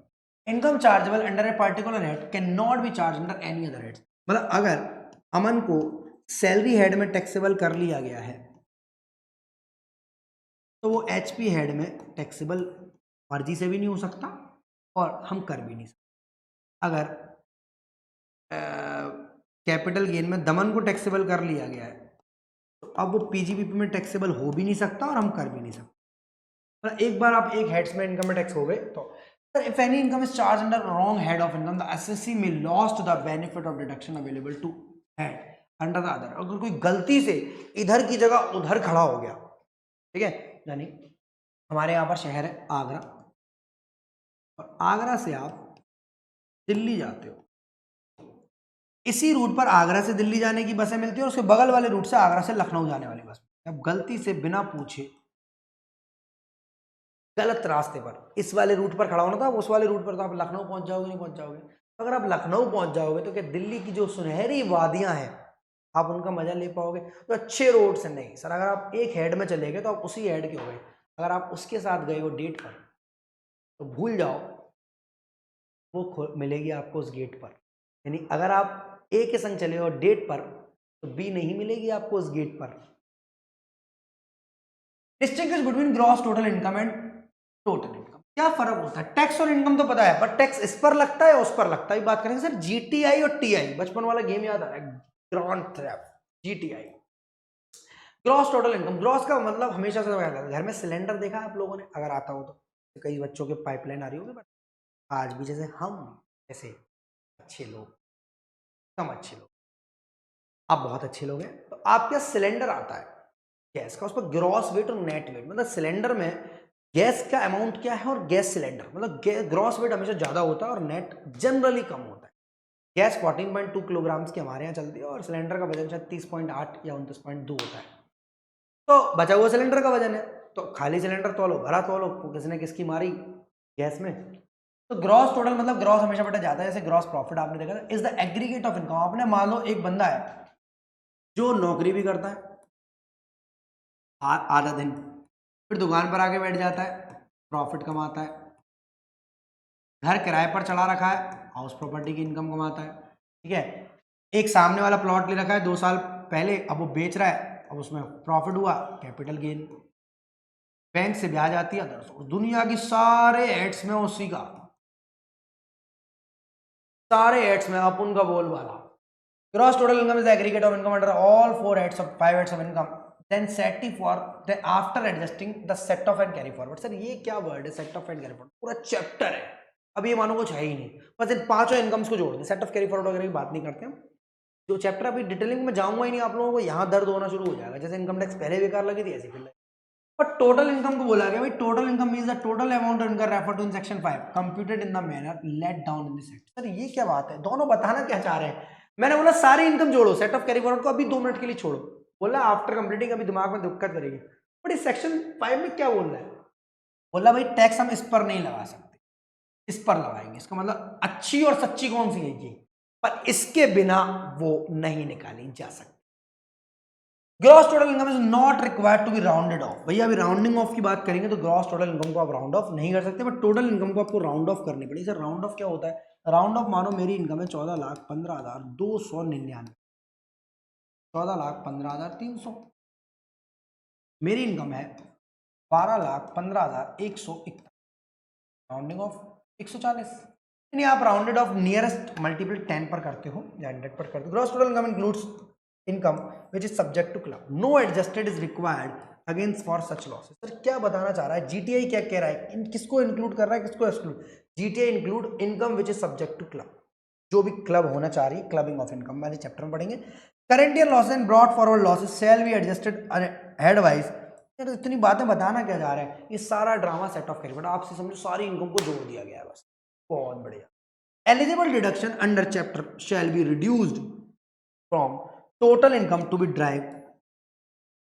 ये है असली बात, जीटीआई और टीआई में ये फर्क है। एक चैप्टर है आपका जिसका नाम है डिडक्शन अंडर चैप्टर 6, एक चैप्टर है आपका जिसका नाम है डिडक्शन, नंबर ऑफ डिडक्शन। आपने देखा अगर पापा आपके LIC की रसीद, आपकी स्कूल फीस, जब तो 2-4 साल पहले आप स्कूल में थे, पिछले साल थे, तो आपकी स्कूल की फीस की रसीद संभालते थे, वो बेटा इसलिए संभालते ताकि उसका क्लेम मिल जाए। अपने देश में एजुकेशन को बहुत एम्फेसिस दिया गया है, कोशिश ये करेगी एजुकेशन फ्री में मिले बच्चों को, ठीक है। बट अगर बच्चे उसके लिए कुछ फीस अफोर्ड करते हैं, सर ये वाली फीस भी नहीं, ये वाली नहीं बेटा, वो वाली जो आप स्कूल्स में जमा करते थे, कॉलेज में जमा करते हो, उसकी रसीदें संभाल कर अगर आप रख लेते हो तो आपको डिडक्शन मिल जाती है, deduction from total income. Eligible deduction under chapter 6 shall not be consider, मतलब यहाँ पर मैंने बोला सेट ऑफ कैरी फॉरवर्ड वगैरह अलग चीज़ है, मतलब सारा खेल डिडक्शन का। जीटीआई से टीआई में जाने के लिए आपको माइनस करनी पड़ेगी डिडक्शन अंडर चैप्टर 6, जो चैप्टर है हम पढ़ेंगे तब सीखेंगे। अभी मैंने एग्जाम्पल दे दिया स्कूल फीस का और एलआईसी। चलिए सर आगे बढ़ते हैं। सर और कुछ बात इसमें बताने लायक नहीं है? नहीं सर, ये राउंडेड ऑफ नहीं होती, ये होती है बेसिक बातें, पढ़ लो, डायरेक्ट थ्योरी क्वेश्चन आ जाता है, what difference between GTI and TI, इसलिए मैंने इंपॉर्टेंट था, लगा एग्जाम में पूछा जा सकता, तो एज इट इज आपको याद करना है, सारी चीजें जोड़ी जाती हैं, ये राउंडेड ऑफ नहीं करी जाती, इसमें चैप्टर 6 की रिडक्शन नहीं मिलती, इसमें मिलती है। आगे बढ़ते हैं। Total income so computer will be rounded off to the nearest multiple of 10 if the last figure in the rupee element is ₹5। पीछे ही मैं आपको करा चुका हूँ भाई, राउंडेड ऑफ करना पड़ा था मैं, देखो 14,15,299 को 300, मतलब नियरेस्ट मल्टीपल ऑफ 10, अगर 5 से ज्यादा है तो 9 थी, अगर 14,15,682 होती तो मैं 80 कर देता, इसको 686 होती तो 90 कर देता। Next higher amount which is a multiple of 10, the paisa element should be ignored, मतलब इसके आगे जो पैसा लगा उसको बिल्कुल इग्नोर करेंगे। The total income works out as 41,645, it should be rounded off to 41,650, but if the total income working at 41,644 point, इट शुड बी राउंडेड ऑफ टू 41,640, यानी 4.98 लगा हुआ है, तो भैया इसको हम ऐसा नहीं 5 बनाया फिर उसको 10 बनाया, नहीं, this is just an example, आपको राउंडेड ऑफ बताता है, सेक्शन 288A में बोला गया, बहुत छोटी सी बात है, बट एग्जाम में एमसीक्यू छोटी छोटी बातों पर बनते हैं, इसलिए मैंने छोटी छोटी बातें लिखना छोड़ी नहीं है। Next point, the tax calculate on the total income should B rounded off to the nearest, same अब टैक्स के लिए बोल रहा है सेक्शन 288B, इंक्लूडिंग टीडीएस और advance tax interest penalty shall be rounded off to nearest 10। ये भी यही बात बोलता है कि आप टैक्स को भी इसी तरह कर लोगे, 76 था, 76 था, 0 कर लिया, 450 कर लिया, 8740, बेटा देख रहे हो आप, 8 था, 5 से ऊपर है, 40, 32 है, नीचे चले गए, 52 है, नीचे चले गए, 76 है, ऊपर चले गए। आगे बढ़ते, procedure for computation of tax liability in case of individual. Sir procedure क्या है, हम कैसे पता लगाएं कि हमें किससे कितना टैक्स वसूलना है और किससे वसूलना है, किससे नहीं वसूलना? बढ़िया बढ़िया स्टेप है, एक भी याद करने की रटने की जरूरत नहीं है, बहुत एग्जाम्पल समझना, बहुत छोटा सा एग्जाम्पल दे रहा हूँ। अभी गणपति के दिन आ रहे हैं हमारे पास, और गणपति के दिनों में मानो मैं जिस शहर में रहता हूँ, आगरा में कई सारे लोकेलिटी एरिया है, एक एरिया है कमला नगर,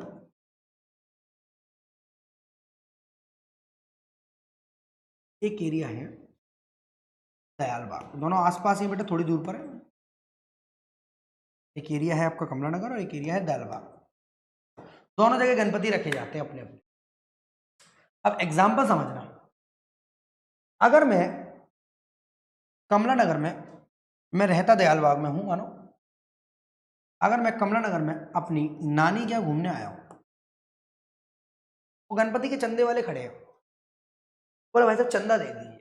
मैंने बोला मैं तो यहाँ पर रहता ही नहीं हूँ, मैंने तो जस्ट अभी आया हूँ और 15 मिनट में जा रहा हूँ। कह रहा सर जो रहते हैं उन्हें बुलाइए। मैंने बोला वो है ही नहीं, वो तो मुझे छोड़ गए यहाँ पर, वो तो मुझे छोड़ गए यहाँ पर, अब वो आएंगे चला जाऊँगा, या तो आप रुकिए वहाँ तक। मैंने कहा क्या कहना चाह रहे हैं सर समझ में? मैंने बोला भाई मैं यहाँ का रहने वाला नहीं हूँ। मैंने बोला तो फिर कोई नहीं है। अब वही बंदे मानो दयालबाग में भी करा रहे थे, तो क्या मैं दयालबाग में बोलूंगा नहीं मैं यहाँ का रहने वाला नहीं हूँ? बोला अभी तुम कमला नगर में मिले थे मुझे। यानी अगर हम इंडिया के हैं, एक इंडियन सिटीजन होता है, एक इंडियन रेजिडेंट होता है। यमला पगला दीवाना देखिए आप लोगों ने, सनी देओल बॉबी देओल साहब की, वो इंडियन रेजिडेंट था और एक नॉन रेजिडेंट इंडियन था। सनी देओल साहब जो थे वो नॉन रेजिडेंट इंडियन थे। हमें सबसे पहले डिटर्मिनेशन करना पड़ेगा रेजिडेंशियल स्टेटस। अगर आपको ये नहीं पता कि बंदे का रेजिडेंशियल स्टेटस क्या होता है, बंदा रेजिडेंट है या नॉन रेजिडेंट, इसके अलावा ऑर्डिनरी नॉन ऑर्डिनरी की बात हम अगले चैप्टर में करेंगे डिटेल में। हम अगर ये बोलेंगे कि बंदा यहाँ का या बाहर का, जैसे मैंने बोला कि मैं कमला नगर के लिए नहीं हूँ भैया, मैं दयालबाग में रहता हूँ, ठीक है, दयालबाग मिलते हैं आपसे, दैट मीन्स बंदा रेजिडेंट है या नॉन रेजिडेंट है, उसके बेसिस पर उसकी इनकम पर टैक्स लगाया जाएगा, और रेजिडेंट से कब वसूला जाएगा, टैक्स वसूला है। नॉन रेजिडेंट, अरे आप तुम्हारे मेहमान है, भगवान है, इंडियन इनकम पर टैक्स दे जाइए और बाकियों पर छोड़ना। आपका बेस बना रहा हूँ अगले चैप्टर, इंडियन इनकम पर टैक्स दे जाइए, बाकी सर आप जो वहां कमा रहे हो वहां टैक्स दो, कोई दिक्कत नहीं। सनी देओल साहब आप इज्जतदार आदमी है हमारे देश के। बॉबी देओल साहब आप जो है रेजिडेंट है तो इधर आ जाओ, अगर आप कमा रहे हो कैसे भी कर रहे हो, जो उस मूवी में था। Computation of income, compute income under several heads. अभी अभी आपने पढ़े कितने हेड्स थे बेटा? 5 6 10 कितने सर? 5 हेड्स थे। कोई मुझे याद कराएगा क्या sir? Salary, house property, profit and gains from business और प्रोफेशन, कैपिटल गेन और अदर सोर्स। याद हो जाएंगे तो चैप्टर इतने बड़े बड़े हैं। Aggregate the income that is gross total income, सबको जोड़ लो। Tax is levied on the total income, अभी लगेगा टोटल इनकम पर डिडक्शन हटाने के बाद of the assessee, hence income under several heads to be aggregated giving the effect of set off and carry forward. Sir ये बार बार set of carry forward क्यों आ रहा है? क्योंकि मैं इसको आपके दिमाग में डालना नहीं चाहता हूँ, तो हटा कर चलो तो बिना पढ़े बस उस जोड़ दी सारी इनकम। जब सेट ऑफ कैरी फॉरवर्ड आएगा ना तब तक आप मास्टर बन चुके होगे टैक्स के, हर बॉल पे छक्का मारने वाले प्लेयर बन चुके होगे। अभी आप उसके चक्कर में नो बॉल वाइट बॉल के चक्कर में मत पड़ो आप, ठीक है? चलो आगे बढ़ते हैं। डिडक्शन अंडर चैप्टर 6 से provide deduction as per several provision section 80C to 80U। जो मैंने बोला पापा आपके रसीद संभाल के अगर रखते हैं, मम्मी आपकी रसीद संभाल के रखती है स्कूल की और LIC की, तो वो चैप्टर 6 में डिडक्शन मिलती है from gross total income. The result is of total income. Total income को राउंडेड ऑफ, अभी अभी सर सारा वही है। हाँ बस मैंने बोला ना पहले यूं पढ़ाऊंगा आपको डिटेल में, फिर ऐसे, यानी स्टेप बाय स्टेप समझना। अगर मेरा रेजिडेंशियल स्टेटस नॉन रेजिडेंट निकला तो कैसे निकल सकता है? आप तो यहीं से पढ़ा रहे हो हमें आगरा से। अरे मान लो मैं ऑस्ट्रेलिया में रहने लगा हूँ पिछले कई सालों, रेजिडेंशियल स्टेटस नॉन रेजिडेंट आपके दिमाग में फीडिंग कर रहा हूँ अभी, ये नहीं बोल रहा हूँ कब नॉन रेजिडेंट कब रेजिडेंट, अगले चैप्टर में। मैं कई सालों से ऑस्ट्रेलिया में रह रहा हूँ, अब डिपेंड करता है कि मेरे अगर ऑस्ट्रेलिया में रहता हूँ वहीं से पढ़ा रहा हूँ तो डिपेंड करता है मेरी income chargeable to tax India या नहीं होगी, मतलब रेजिडेंशियल स्टेटस। दूसरा मेरी इनकम कौन सी कैटेगरी की है? अगर 5 टाइप की इनकम में से पांचों हैं, पांचों जोड़ दो, 2 हैं 2 जोड़ दो, 3 है 3। मतलब आदमी ये नहीं बोल सकता कि नहीं मैं इस साल सैलरी वाली इनकम पर टैक्स दूंगा, PGBP वाली पर अगली साल ले लेना, फिर अगली बार बोलता है मैं हाउस प्रॉपर्टी वाली पर दूंगा PGBP पर। ऐसा नहीं, इसी साल में जो इनकम हुई सारी टैक्स कर जोड़कर। डिडक्शन अंडर चैप्टर 6 जो डिडक्शन आपके लिए अवेलेबल है राउंडेड ऑफ, बहुत इजी कॉन्सेप्ट है। यानी इनकम ही इनकम की बात चली बेटा, अभी तक टैक्स की बात नहीं हुई है। पहले आपका रेजिडेंशियल स्टेटस, बिना इसके मतलब अगले चैप्टर के, बिना आने वाले किसी भी चैप्टर का कोई काम। अगर आपका रेजिडेंशियल, आप कहां से हो नहीं पता तब तक आपकी, मतलब आप जैसे इंडिया क्रॉस करोगे ना, पासपोर्ट देखकर ही पता चलता है आप इंडिया हो, आप पाकिस्तान से हो या बांग्लादेश से हो या श्रीलंका से हो, क्योंकि हम सब एशिया वाले एक जैसे ही लगते हैं वहाँ जाकर। तो ठीक है, भाषा भी हमारी हिंदी, वो तो पहचान लिया तो अलग है, नहीं तो बांग्लादेश और बंगाल का इंसान एक ही लगता है। चलिए sir, compute tax liability considering those points. Annual tax अभी बताया था, इनकम टैक्स चार्ज एनुअली, भैया बताने का 6। अब हम इनकम से बाहर आके टैक्स पर आ गए। इनकम के लिए क्या? Residential status. इनकम कैसे कैलकुलेट है? एग्रीगेट कर लो और डिडक्शन हटाकर राउंडेड ऑफ। फिर रटने नहीं है स्टेप, समझने हैं। Rate of tax as applicable in the relevant assessment year, मतलब जो फाइनेंस एक्ट ने आपको प्रोवाइड किया आपके असेसमेंट ईयर में 1 अप्रैल 2022 से 31 मार्च 2023, जो भी प्रीवियस ईयर आप में इनकम कमाई है वो उसी हिसाब से टैक्सेबल होगी जो असेसमेंट ईयर 2023-24 के लिए टैक्स रेट। सर ये पहले से आ जाती है या बाद से? भैया पहले से आएंगी, बाद से क्यों आएंगी? Rates fixed by finance act, rate of tax being fixed by annual finance act is considered. बहुत बढ़िया, मतलब पुराने जमाने में क्या लिखा है वो तो लॉटरी इनकम वगैरह के लिए लिख रखा है। Total income tax liability shall be calculated as per the provision of the act as they stand on 1 April of the assessment. छोटी सी बात है। Rebate, the most important point is rebate. अब बात करते हैं उस लिमिट वाली बात ऐसी करने वाले, मैंने बोला एक लिमिट से ऊपर आप कमाओगे तो आपको टैक्स देना पड़ेगा। एक लिमिट से ऊपर आप कमाओगे तो आपको टैक्स देना पड़ेगा। मैंने लिमिट से ऊपर कमाया, गवर्नमेंट ने बोला यार तू भी बढ़िया इंसान है। वो जो कम कमा रहे हैं वो तो बहुत अच्छे हैं, बहुत बेहतरीन है, अपना डेली रोजमर्रा की जिंदगी के लिए कमा रहे हैं। मतलब मैं एक छोटा सा एग्जांपल दूं आपको, अगर मैं 20,000 रुपये महीने कमा रहा हूँ, बात समझना, साल में कितने हो गए? जस्ट एन एग्जांपल बेटा, ऐसे दिमाग मत रखना कि सर आप क्या कर रहे हो 2,50,000, तो मैं कितना कमा रहा हूँ साल में? 2,40,000। गवर्नमेंट बोला आप इतने अच्छे इंसान हो, इतना कम कमाते हो, टैक्स देने की जरूरत।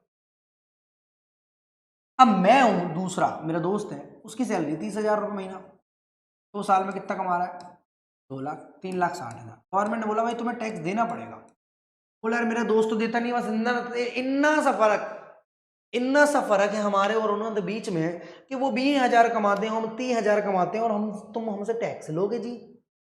उन्होंने बोला अरे यार भाई टैक्स तो बनता है, टैक्स तो बनता है, पर आप चाहो तो माफ कर सकते। टैक्स तो बनता है पर आप चाहो तो माफ कर सकते हैं। क्लास में 2 बच्चे हैं, टीचर है नहीं है, एक हेड डाउन कर कर लेटा हुआ है और एक पढ़ रहा है। पढ़ने वाले से कुछ नहीं करेगा, पर हेड डाउन कर कर जो लेटा हुआ तो मतलब वो भी कुछ कलेश नहीं काट रहा है। बस हेड डाउन वाले को बोला भाई उठकर बाहर खड़े हो जाओ थोड़ी देर के लिए, जब हमारा मन करेगा तब। पर जो बच्चे सीट पर खड़ा हो गए हल्ला मचा रहे हैं, डस्टर फेंक रहे हैं, उनको उठा उठा के पटको, ज्यादा कमाते हो तुम लोग, टैक्स दिए। यानी इन दो बच्चों में माइनर सा फर्क है। एक ऐसा बच्चा है जो पढ़ रहा है बेचारा, बहुत छोटा बच्चा है।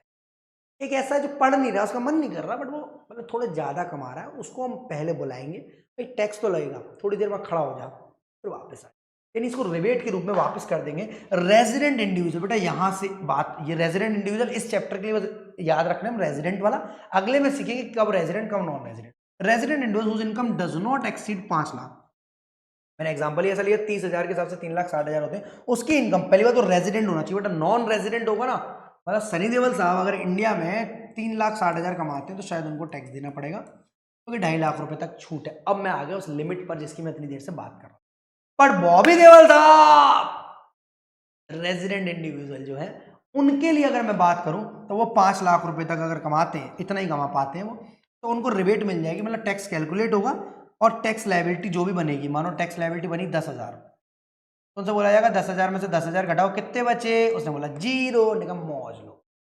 उन्होंने बोला 11, टैक्स लायबिलिटी कितनी बनी 11,000, 11 में से 11 गए कितने बचे, नहीं ऐसा 12,500 तक करेंगे। वो क्यों करेंगे अभी पता चलेगा आपको, और आपको पहले से शायद पता भी, मुझे लग रहा है आप लोग हंस रहे हैं, ऐसा धीरे धीरे पढ़ा रहे हैं।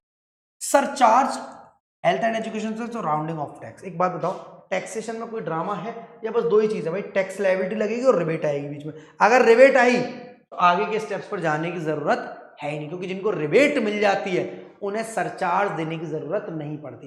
सरचार्ज में तो वो बच्चे हैं क्लास के जो सीटें ही तोड़ बैठे हैं, इतना कमा बैठे हैं, इतना, मैंने आपको बोला था सरचार्ज लगेगा आप पर 37%, आप इतना कमाएंगे।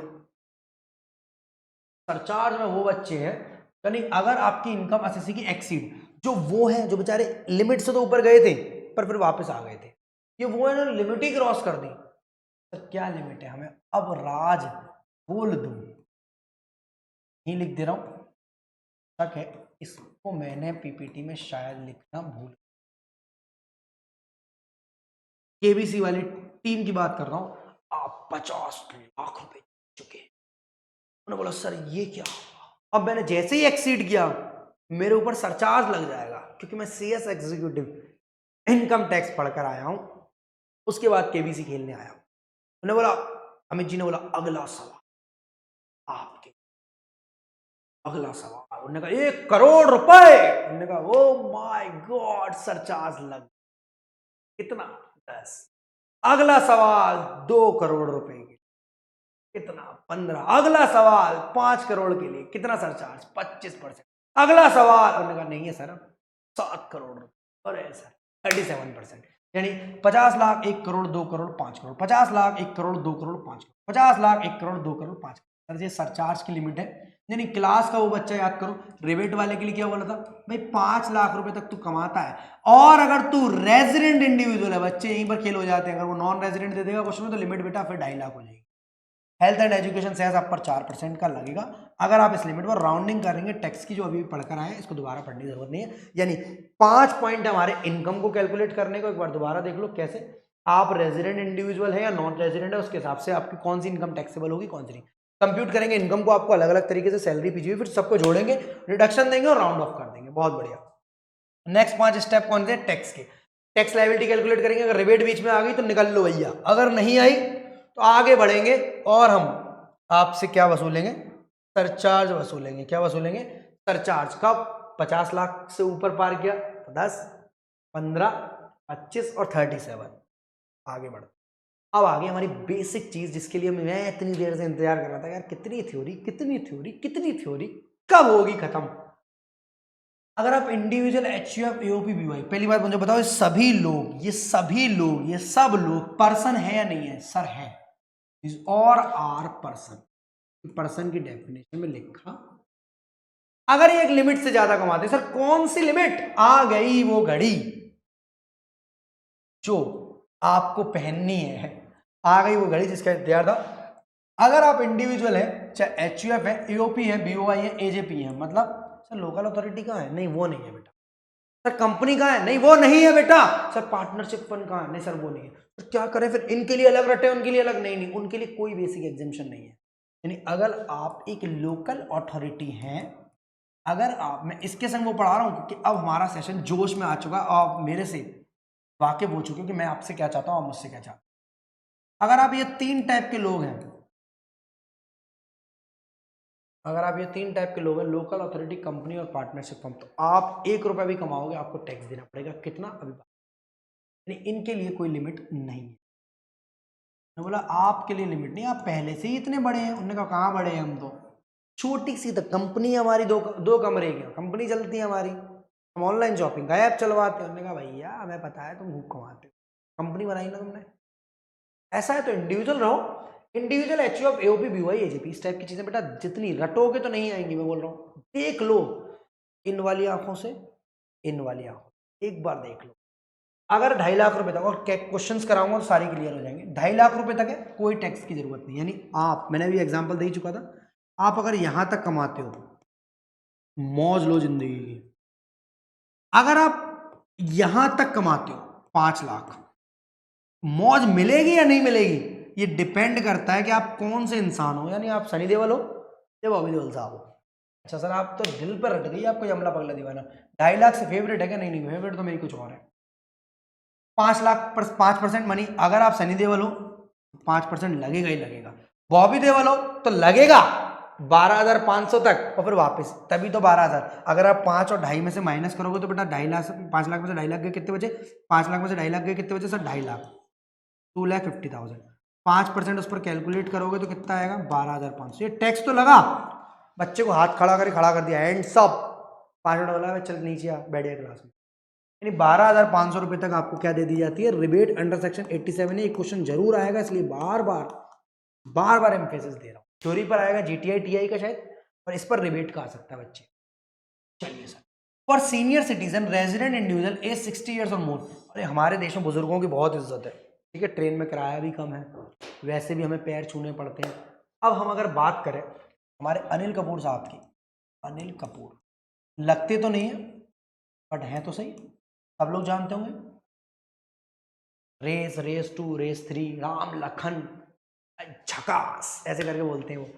अनिल कपूर साहब के जो 66 67 के, संजू बाबा जो है वो भी 60 प्लस कर गए शायद, मुझे ऐसा लगता है, ठीक है, हाँ कर गए भाई 65 के आसपास। सनी देओल साहब हैं आपके, अभी हमला पल्ला दीवाने को भूल जाना, ठीक है, रेजिडेंट इंडिविजुअल, गदर वाले सनी देओल है जो अपने हिंदुस्तानी भाई हैं, गदर वाले। ये सभी लोग 60 से ऊपर हो चुके हैं, तो इनके लिए बोला भाई 3 लाख। उन्होंने कहा यार क्या मतलब, एक तो बुढ़ापे की लिस्ट में डाला हमें, शाहरुख आज भी जवान है, सलमान पता नहीं जवान है कि नहीं है, टाइगर है वो, बट हम लोगों को बूढ़ा बोलकर तुम 2.5 से 3 लाख, बस 50,000 की छूट। उन्होंने कहा जो दिया है रखो, बुजुर्गों की इज्जत करते हैं। आपको क्या लगता है 50,000 पर कम टैक्स है?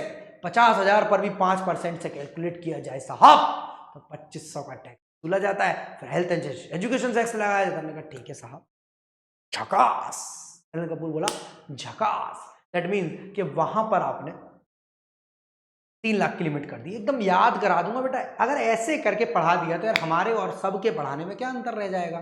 चलिए, अगर आप बिग बी हैं, बच्चन साहब हैं, तो नमस्कार भाइयों बहनों, शुरू करते हैं आपका तो अद्भुत खेल। तो देखिए 80 साल के हो चुके हैं हम, आज भी काम करते हैं। तो देखिए हमारी जो लिमिट है वो 5 लाख रखी गई है, बेसिक एग्जामिशन। यानी सिंपल सी बात समझो, आप और मैं अगर कमाते हैं, हमारी लिमिट 2.5 लाख है, ठीक है। अभी रेजिडेंट नॉन रेजिडेंट की बात नहीं कर रहा हूँ, हमारी 2.5 लाख है, हम सब, मैं आप पापा मम्मी कोई भी, छोटी बहन कोई भी 2.5 लाख रुपए तक कमाते हैं कैसे भी, तो हमारे लिए कोई। पर अगर हमारे दादाजी 68 ईयर्स के, वो अगर 3 लाख रुपए तक कमाते हैं तो कोई भी दिक्कत नहीं। दादाजी के पापा वैसे तो होंगे नहीं, बट अगर हैं और वो 83 ईयर्स के हैं और 5.5 लाख रुपए कमाते हैं तो दिक्कत है। 5 लाख तक एग्जाम्प्ट है, उसके ऊपर टैक्स, 5 लाख तक एग्जाम्प्ट है, उसके ऊपर टैक्स है। तो बेसिक लिमिट थी, मुझे लगता है याद करा दी है मैंने, पर थोड़ा सा भी सेशन में मजा आ रहा है ना, आज तक इनकम टैक्स बोरियत और अब से मौजियत लग रही है, तो कमेंट बॉक्स में कमेंट बता दो। 20% और 30%, मैंने सिंपल आपको रेट्स 5, 20, 30 बहुत पहले ही बता चुका हूं आपको, ठीक है। बेसिक एग्जामिनेशन सर इनके लिए नहीं है 20, 30 क्यों होगी, जब 5 लाख रुपए तक रेट ही 5% है तो उनको तो 5 लाख तक एग्जेम्पशन है, तो उनके लिए कोई रेट नहीं है दोस्त। 5% वाली रेट नहीं है दोस्त, 5% वाली रेट नहीं है दोस्त। आई होप आपको मेरी बात यहाँ तक है। सर वो जो रिबेट भूल गए हम, क्या था अभी भी तो पढ़ा था। अगर आप 5 लाख रुपए तक कमाते हो, आपकी इनकम है 4,55,000। फिर आप बच्चन साहब की बात नहीं कर रहा हूं, आप अनिल कपूर हो, सलमान खान हो, शाहरुख खान हो, आमिर खान हो, रणबीर कपूर हो, राम केशवानी हो, कोई भी हो, आप हो, आदित्य हो, कोई भी हो, आपका टैक्स कैलकुलेट होगा रिबेट के रूप में वापस। बस आप रेजिडेंट इंडिविजुअल होने चाहिए, नॉन रेजिडेंट। अक्षय कुमार को क्यों छोड़ दिया? लेंगे अगले एग्जाम में, सबको एक संग मिलेंगे ना। सर्कुलर नंबर 28/2016, डेट 27 जुलाई 2016। बात तो अभी कुछ ही साल पुरानी है, बट बोलना जरूर था। सर्कुलर बेटा जब भी आते हैं वो डिपार्टमेंट को बताए जाते हैं कि भैया तुम लड़ाई मत करना बंदों से, एसएससी से लड़ाई मत करना। अगर कोई रेजिडेंट इंडिविजुअल 60 और 80 बर्थडे अपना 1 अप्रैल 2023 को मनाता है, अप्रैल फूल मनाया तो उनको गुस्सा आया, यानी अप्रैल 1 अप्रैल को इनका बर्थडे होता है भाई साहब, और ये 1 अप्रैल 2023 को ही 60 साल के हुए हैं। अब मुझे एग्जैक्टली ऐसी कोई सेलिब्रिटी याद नहीं है, और ये 1 अप्रैल 2023 को ही 80 साल के हुए हैं। इनसे बोला यार देखो यार, आप जो है 22-23 की इनकम कैलकुलेट कर रहे हैं, तब तो आप 60 साल के थे ही नहीं, 59 पॉइंट कुछ के थे। क्योंकि एक होने का नहीं भैया, 31 मार्च को मैं 60 का पूरा हो गया, बर्थडे ही तो मना रहा हूँ 1 अप्रैल को, पूरा तो मैं 31 मार्च को हो गया। इस बात को बताने के लिए treated as having complete the age of 80, मतलब अगर ये 1 अप्रैल को भी बर्थडे मना रहे हैं तो भी हम इनको 60 साल और 80 साल का बोलकर नमस्ते अंकल जी, नमस्ते दादाजी, पैर छूकर इन्हें प्योर सम्मान देंगे। और मुझे बताओ इनकी बेसिक एग्जामिशन कितनी है बेटा? 3 लाख। ये मेरा तरीका है याद कराने का। इनकी बेसिक एग्जामिशन कितनी है? 5 लाख। इससे ऊपर अगर ये जाएंगे तो इनके पास दो ही टैक्स रेट है, 20% और 30%। सर कैसे याद होंगे? अभी क्वेश्चंस देखकर। इनके अगर इससे ऊपर जाएंगे तो 3 से ऊपर 5 लाख तक 5%, देन 20% और देन 30%। सर अगर ये रेजिडेंट इंडिविजुअल और 4,85,000 इनकम है तो कैलकुलेट होगा टैक्स दोस्त, पर रिबेट मिल जाएगी अप टू 12,500, यानी अप टू का मतलब ये इतने तक। अगर आपका टैक्स ही 5,000 है, टैक्स ही नहीं, टैक्स ही 5,000 है तो रिबेट भी 5,000। ऐसा नहीं 5 में से 12,500 माइनस कर लो, 7,500 गवर्नमेंट से मांगोगा ना। अच्छा तेज हो रहे हो बेटे। चलिए सर आगे बढ़ते हैं।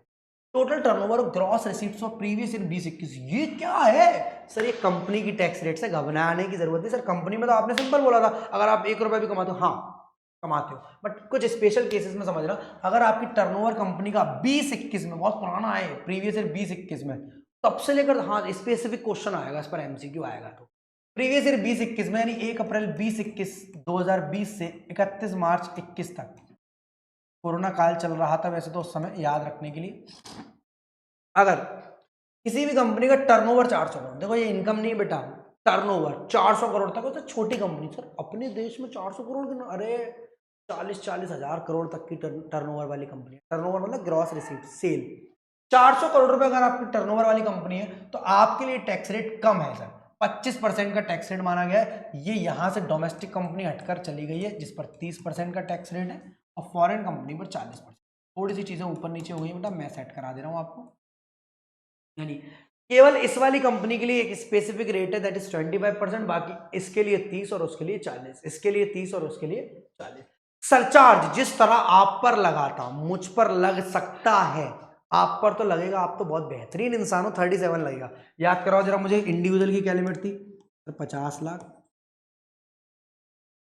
1 करोड़, 2 करोड़ और 5 करोड़। अभी तो आपने बताया था 50 लाख जीत गए आप।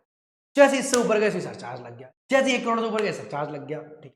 इसी तरह यहाँ सरचार्ज है बेटा, कंपनी से पहले हम 30 और 40 है, इतना परसेंटेज सरचार्ज नहीं है। यहाँ पर देखो डोमेस्टिक से सर टैक्स वसूल रहे कम तो सरचार्ज है, टैक्स वसूल रहे कम तो सरचार्ज है ज्यादा, 7 और 12 दोनों के बीच में 5 का फर्क। फॉरेन में 2 और 5। सर अब याद होना मुश्किल हो रहा है, जैसे अभी याद कराया वैसे याद करा दो ना। देखो मेरी कंपनी डोमेस्टिक कंपनी है, देश की कंपनी, आपकी अपनी कंपनी है या रिलायंस इंडस्ट्रीज लिमिटेड, ठीक है, आपकी अपनी देश की कंपनी टाटा सन्स, ये सारी कंपनी अपनी देश की, बट जॉनसन एंड जॉनसन बाहर की कंपनी, यूनिचार्म बाहर की, फॉरेन कंपनीज है ये, माइक्रोसॉफ्ट बाहर की है। इन पर टैक्स ज्यादा, विदेशी हैं साहब, विदेशी, ये स्वदेशी हैं, तो टैक्स रेट इन पर कम उन पर ज्यादा, सरचार्ज उन पर कम इन पर 2 और 5, उन पर 2 और 5। सर 2 और 5 कब, अभी बता रहा हूं, टर्नओवर इनकम पर लगेगा। और 2 और 5 को जोड़ा तो कितने हुए 7, और 7 और 5 में जोड़ा तो कितने हुए 12। सर ऐसे याद रहेगा, हाँ रहेगा, न्यूमेरिकल करने के बाद सबको ही रहेगा, और नहीं करोगे तो बेटा एग्जीक्यूटिव की परसेंटेज कम आती है ना, 2 5 7 12, आप उसमें देखने चाहिए पासिंग परसेंटेज, वो तभी होगा जब ये चीजें याद होंगी, इनसे रिलेटेड क्वेश्चन हो जाए। फॉरेन कंपनी पर सरचार्ज 2 5 और दोनों पर जोड़ा 7 और 12, 2 5 7 12, टैक्स रेट 340 याद हो जाएगा। चलो कब सर, जब टोटल, इसमें 50 लाख की लिमिट नहीं है बेटा, वो सिर्फ इंडिविजुअल पर इनकम 1 करोड़ से ज्यादा है और 10 करोड़ से कम है, और इनकम 10 करोड़ से ज्यादा है, मतलब इनकम 1 करोड़ से ज्यादा और 10 करोड़ से कम है, तो 2% फॉरेन कंपनी पर, 7% हमारी वाली पर। 10 करोड़ से ज्यादा है तो इन पर 5 और हम पर 12, इसके अलावा कोई 37 25 यहाँ नहीं है, वो सिर्फ इंडिविजुअल के लिए। Partnership form LLP local authority 30% का टैक्स रेट है, यानी यहाँ कोई 40 नहीं है, फॉरेन पार्टनरशिप नहीं है, अपने इंडिया की पार्टनरशिप है वो है। तो सरचार्ज की बात करूं तो 12% tax if total income, net total income is 1 crore, यानी 1 करोड़ से ऊपर। सर अब यहाँ पर कंफ्यूजन हो गई बेटा, टेंशन मत लो, हमारे केस में ऑब्जेक्टिव टाइप क्वेश्चन आते हैं इस लेवल पर, कैलकुलेशन वाले नहीं आते, कैलकुलेशन वाले सिर्फ इंडिविजुअल एचयूएफ पे आएंगे, जिसके लिए ये याद रखना जरूरी है, 50 लाख 1 करोड़ 2 करोड़। घबराओ मत, अभी चैप्टर कोर्स थोड़ी ना खत्म हो गया इस वीडियो में, कोर्स थोड़ी ना खत्म हो गया मेरे बच्चे, आगे बढ़ते हैं। हेल्थ एंड एजुकेशन से 4% of taxes include surcharge. Sir cooperative society, जरूरत नहीं थी इनको इतना ड्रामा कराने की, बिल्कुल जरूरत नहीं थी।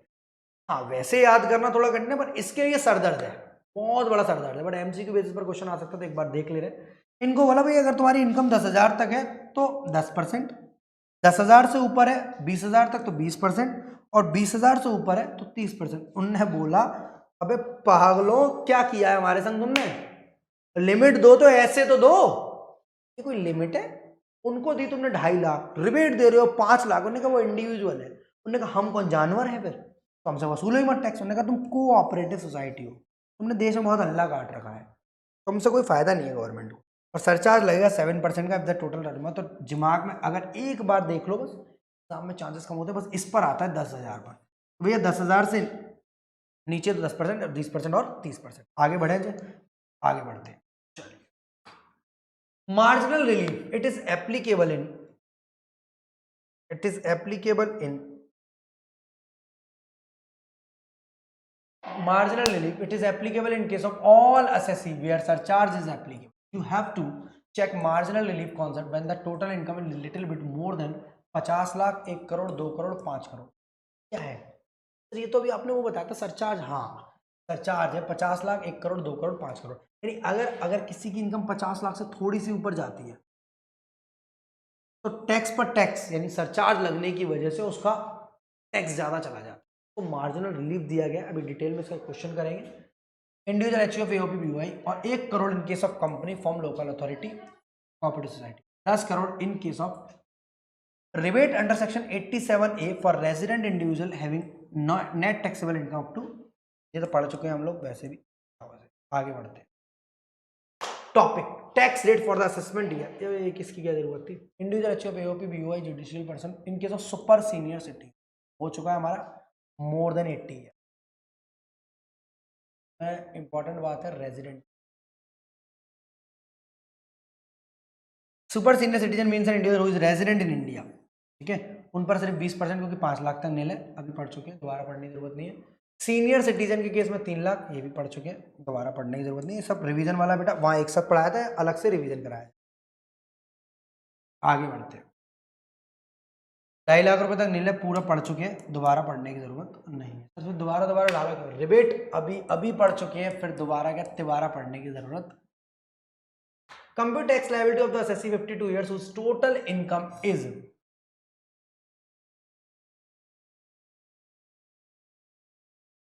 क्वेश्चन को बेटा लास्ट में करते हैं, बिल्कुल जब सेशन को खत्म करेंगे, पहले अपन छोटे छोटे एमसीक्यूज कर लें ताकि जल्दी से हो जाए और आपके लोड कम आए। एज पर सेक्शन 231 सबसे पहले हम पर्सन की डेफिनेशन पढ़ो, तो बताओ कौन इंक्लूड नहीं है, तो बोला एज इंडिविजुअल इंक्लूड नहीं है, वो ऐसा है नहीं सकता, नहीं सर है, एचयूएफ है, कंपनी है, माइनर नहीं है सर, माइनर को अलग से नहीं रखा गया है, क्योंकि इंडिविजुअल में ही माइनर आता है, अब वो कब आता है कब नहीं आता उसको अलग से।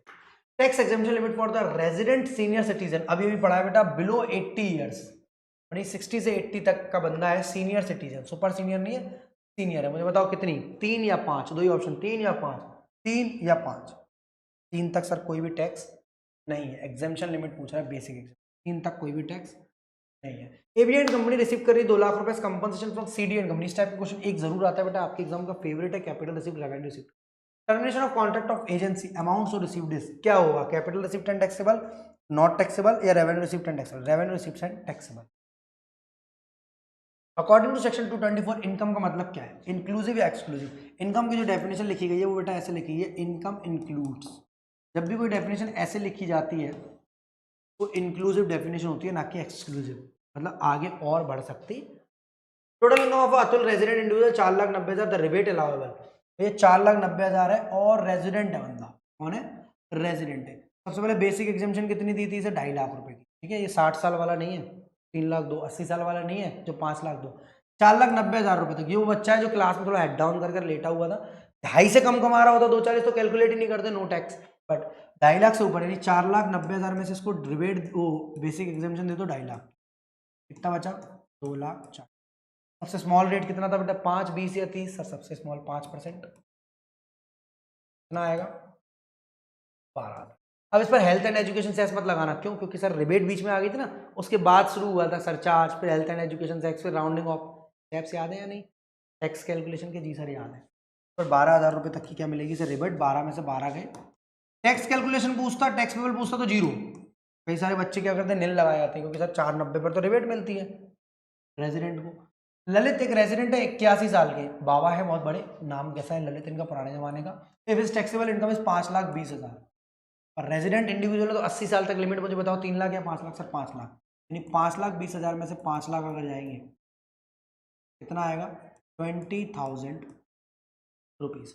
20,000 पर कौन सी रेट लगाऊं, 5 या 20, सर 5% की तो रेट ही नहीं दी अंकल के लिए, 20,000 पर 20% लगेगा 40,000, तो 40,000 तो 20,000 का 20% लगेगा 4,000, सर 4,000 तो है ही नहीं क्वेश्चन में, इसलिए नहीं है क्योंकि इस पर 4% का हेल्थ एंड एजुकेशन सेस लगेगा 160 रुपीज़ का, ये हो जाएगा आपका 4,000। The correct answer is buffer 4120 इसलिए डाला, कुछ बच्चे 3% हेल्थ एजुकेशन सेस लगा देते थे, क्योंकि जिस टाइम का क्वेश्चन है तो 3% ही लगता था। आगे बढ़ते हैं। A new business set up on 1st July 2021 and trading activity was commenced from 1st September 2021. The previous year would be the period. Previous year कौन सा माना जाएगा, तो जिस दिन बिजनेस शुरू हुआ, कमेंस कब से हुआ, उसका मतलब 1 जुलाई से 31 मार्च तक। दो ही ऑप्शन कंफ्यूज कर सकते थे, 1 सितंबर, भले ही इन्होंने 9 महीने तक बिजनेस चलाया, बट प्रीवियस ईयर पूरा माना जाएगा, इसके बाद assessment year. Metro limited domestic company assessed with total income of 11.25 crore, the surcharge payable by, कोई पीछे जाकर देखना चाहेगा या वो, सर डोमेस्टिक कंपनी 1 करोड़ तक तो 7%, उसके बाद 12%, 1 करोड़ तक 7%, उसके बाद 12%, 7% तो है ही नहीं क्वेश्चन में। 2 और 5 फॉरेन कंपनी तक लगता है, 1 करोड़ और 10 crore. Domestic company total income 120 lakh, 120 lakh का मतलब होता है 1.20 करोड़। डोमेस्टिक कंपनी है, सरचार्ज बताओ कितना लगेगा, 2, 5, 7 या 12, 2, 5, 7 या 12। पिछली बार में 12 था, इस वाले में 7, क्योंकि डोमेस्टिक है। 2 और 5 तो किसका था सर, फॉरेन कंपनी का। 7 और 12 किसका था सर, डोमेस्टिक कंपनी का। लिमिट दोनों के लिए सेम थी, 1 crore 10 crore. Normal tax rate थी डोमेस्टिक के लिए 30, उनके लिए 40। The basic exemption limit in case of non resident individual being a senior citizen for assessment year 2023-24 is, basic exemption limit in case of non resident individual being a senior citizen for assessment year 2023-24 is. सबसे पहले पूछ रहा senior super senior, sir senior पूछ रहा, 3 sir same हो गया लग रहा है, अभी तो था, ओ गलत हो गया, रेजिडेंट था बेटा ये तो। रेजिडेंट के लिए हमारी आज भी लिमिट है 2.5 लाख, नॉन रेजिडेंट के लिए आज भी लिमिट है 2.5 लाख, हमारे लिए 2.5 लाख। मैं कह रहा सेम कैसे क्वेश्चन आ गया, मैंने तो सारे क्वेश्चन एक दूसरे से अलग डाला था। आई होप एमसीक्यूज कराने के बाद आपका थोड़ा सा कॉन्फिडेंस बढ़ गया होगा। As per income tax act surcharge 12% is payable by domestic company if the total income exceed. अभी देखो उल्टा करके क्वेश्चन पूछ रहा है, 12% यहाँ लगाया था, कितना था 11.25 करोड़, यानी 10 करोड़ से कितनी है domestic company total income exceed, जब 10 करोड़ से ऊपर चली जाए, 10 करोड़ से ऊपर। सारे क्वेश्चन अभी वाले बेटा एमसीक्यू बेसिस पर ऐसे क्वेश्चन बहुत पूछता है, total income of Mrs Rose for the financial 22-23 is 4,40,000। Her tax liability for assessment year 2023 on the income of 4,40,000। Mrs Rose जो है ये टैक्स लायबिलिटी ऐसा मान लो, ये रेजिडेंट इंडिविजुअल है, रोज कैलकुलेट करो इनके हिसाब से, 2.5 लाख रुपए की एग्जामेशन दे दो इन्हें, 1,90,000 रुपये पर कैलकुलेट करना आप, 9500 का वो बनेगा। अगर ये रेजिडेंट इंडिविजुअल है तो टैक्स लायबिलिटी नील, और अगर रेजिडेंट इंडिविजुअल नहीं है, ये कौन है आपकी नॉन रेजिडेंट, तो इस केस में 2 सर एमसीक्यू में 2 कैसे पता चलेंगे हम, अगर ऑप्शन मिलता है तो देखते हैं। 9,500, और अगर ये नॉन रेजिडेंट है ऑप्शन में ही नहीं है भैया, 19×5 = 4,40,000 में से 6,000 गए, 19,500 तो रिबेट मिल जाएगी इनको 95। Total income of Mrs for the financial 22-23 her tax liability for assessment year 2,23-24 में तो नील आएगी बेटा इस केस में, क्योंकि इनकी कोई भी टैक्स लायबिलिटी यहाँ पर नहीं बनती है, रिबेट मिल जाएगी इनको अंडर सेक्शन 87A में। एक बार दोबारा से ऐसा लग नहीं रहा, 25 सरल क्वेश्चन क्यों डाल दिया मैंने, 90,000 का 5%, 19×5 = 95। यहाँ तक आपके बेटा सारे MCQs कंप्लीट, और अभी एक रह गया, 2 रह गए।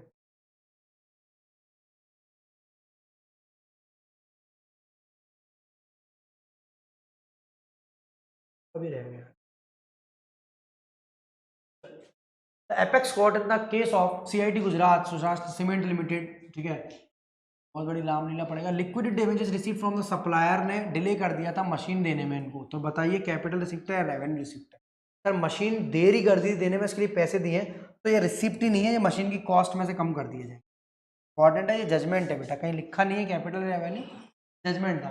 Which of the following is not a feature of AOP, इनमें से कौन सा फीचर AOP नहीं है। सर AOP क्या होती है, सर 2 पर्सन मिलकर जब काम करते हैं तो AOP, जॉइनिंग टुगेदर 2 और मोर पर्सन, वो तो होता है।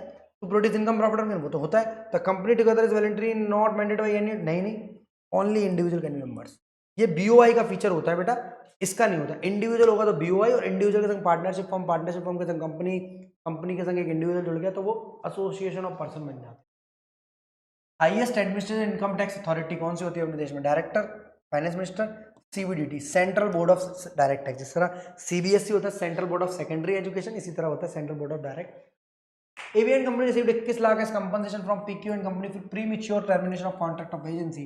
जो अमाउंट रिसीव कर रही है वो क्या है, हमारा रेवेन्यू रिसीप्ट्स एंड टैक्सेबल। क्या है बेटा, revenue receipts and taxable. Compensation मिला गया प्रीमेच्योर, जल्दी कराने में। होप इसके बाद ये बचा है 2 मिनट समरी में आपको ये बताना चाहूंगा, basic concept of income tax को अच्छे से किया, सारी रेट्स क्वेश्चंस करेंगे तो एक एक चीज दिल से निकल कर आएगी, आप एग्जाम डेफिनेटली पास करेंगे। और इसी के साथ जय हिंद जय Bharat, love you all of you, be happy always. मिलते हैं अगली वीडियो।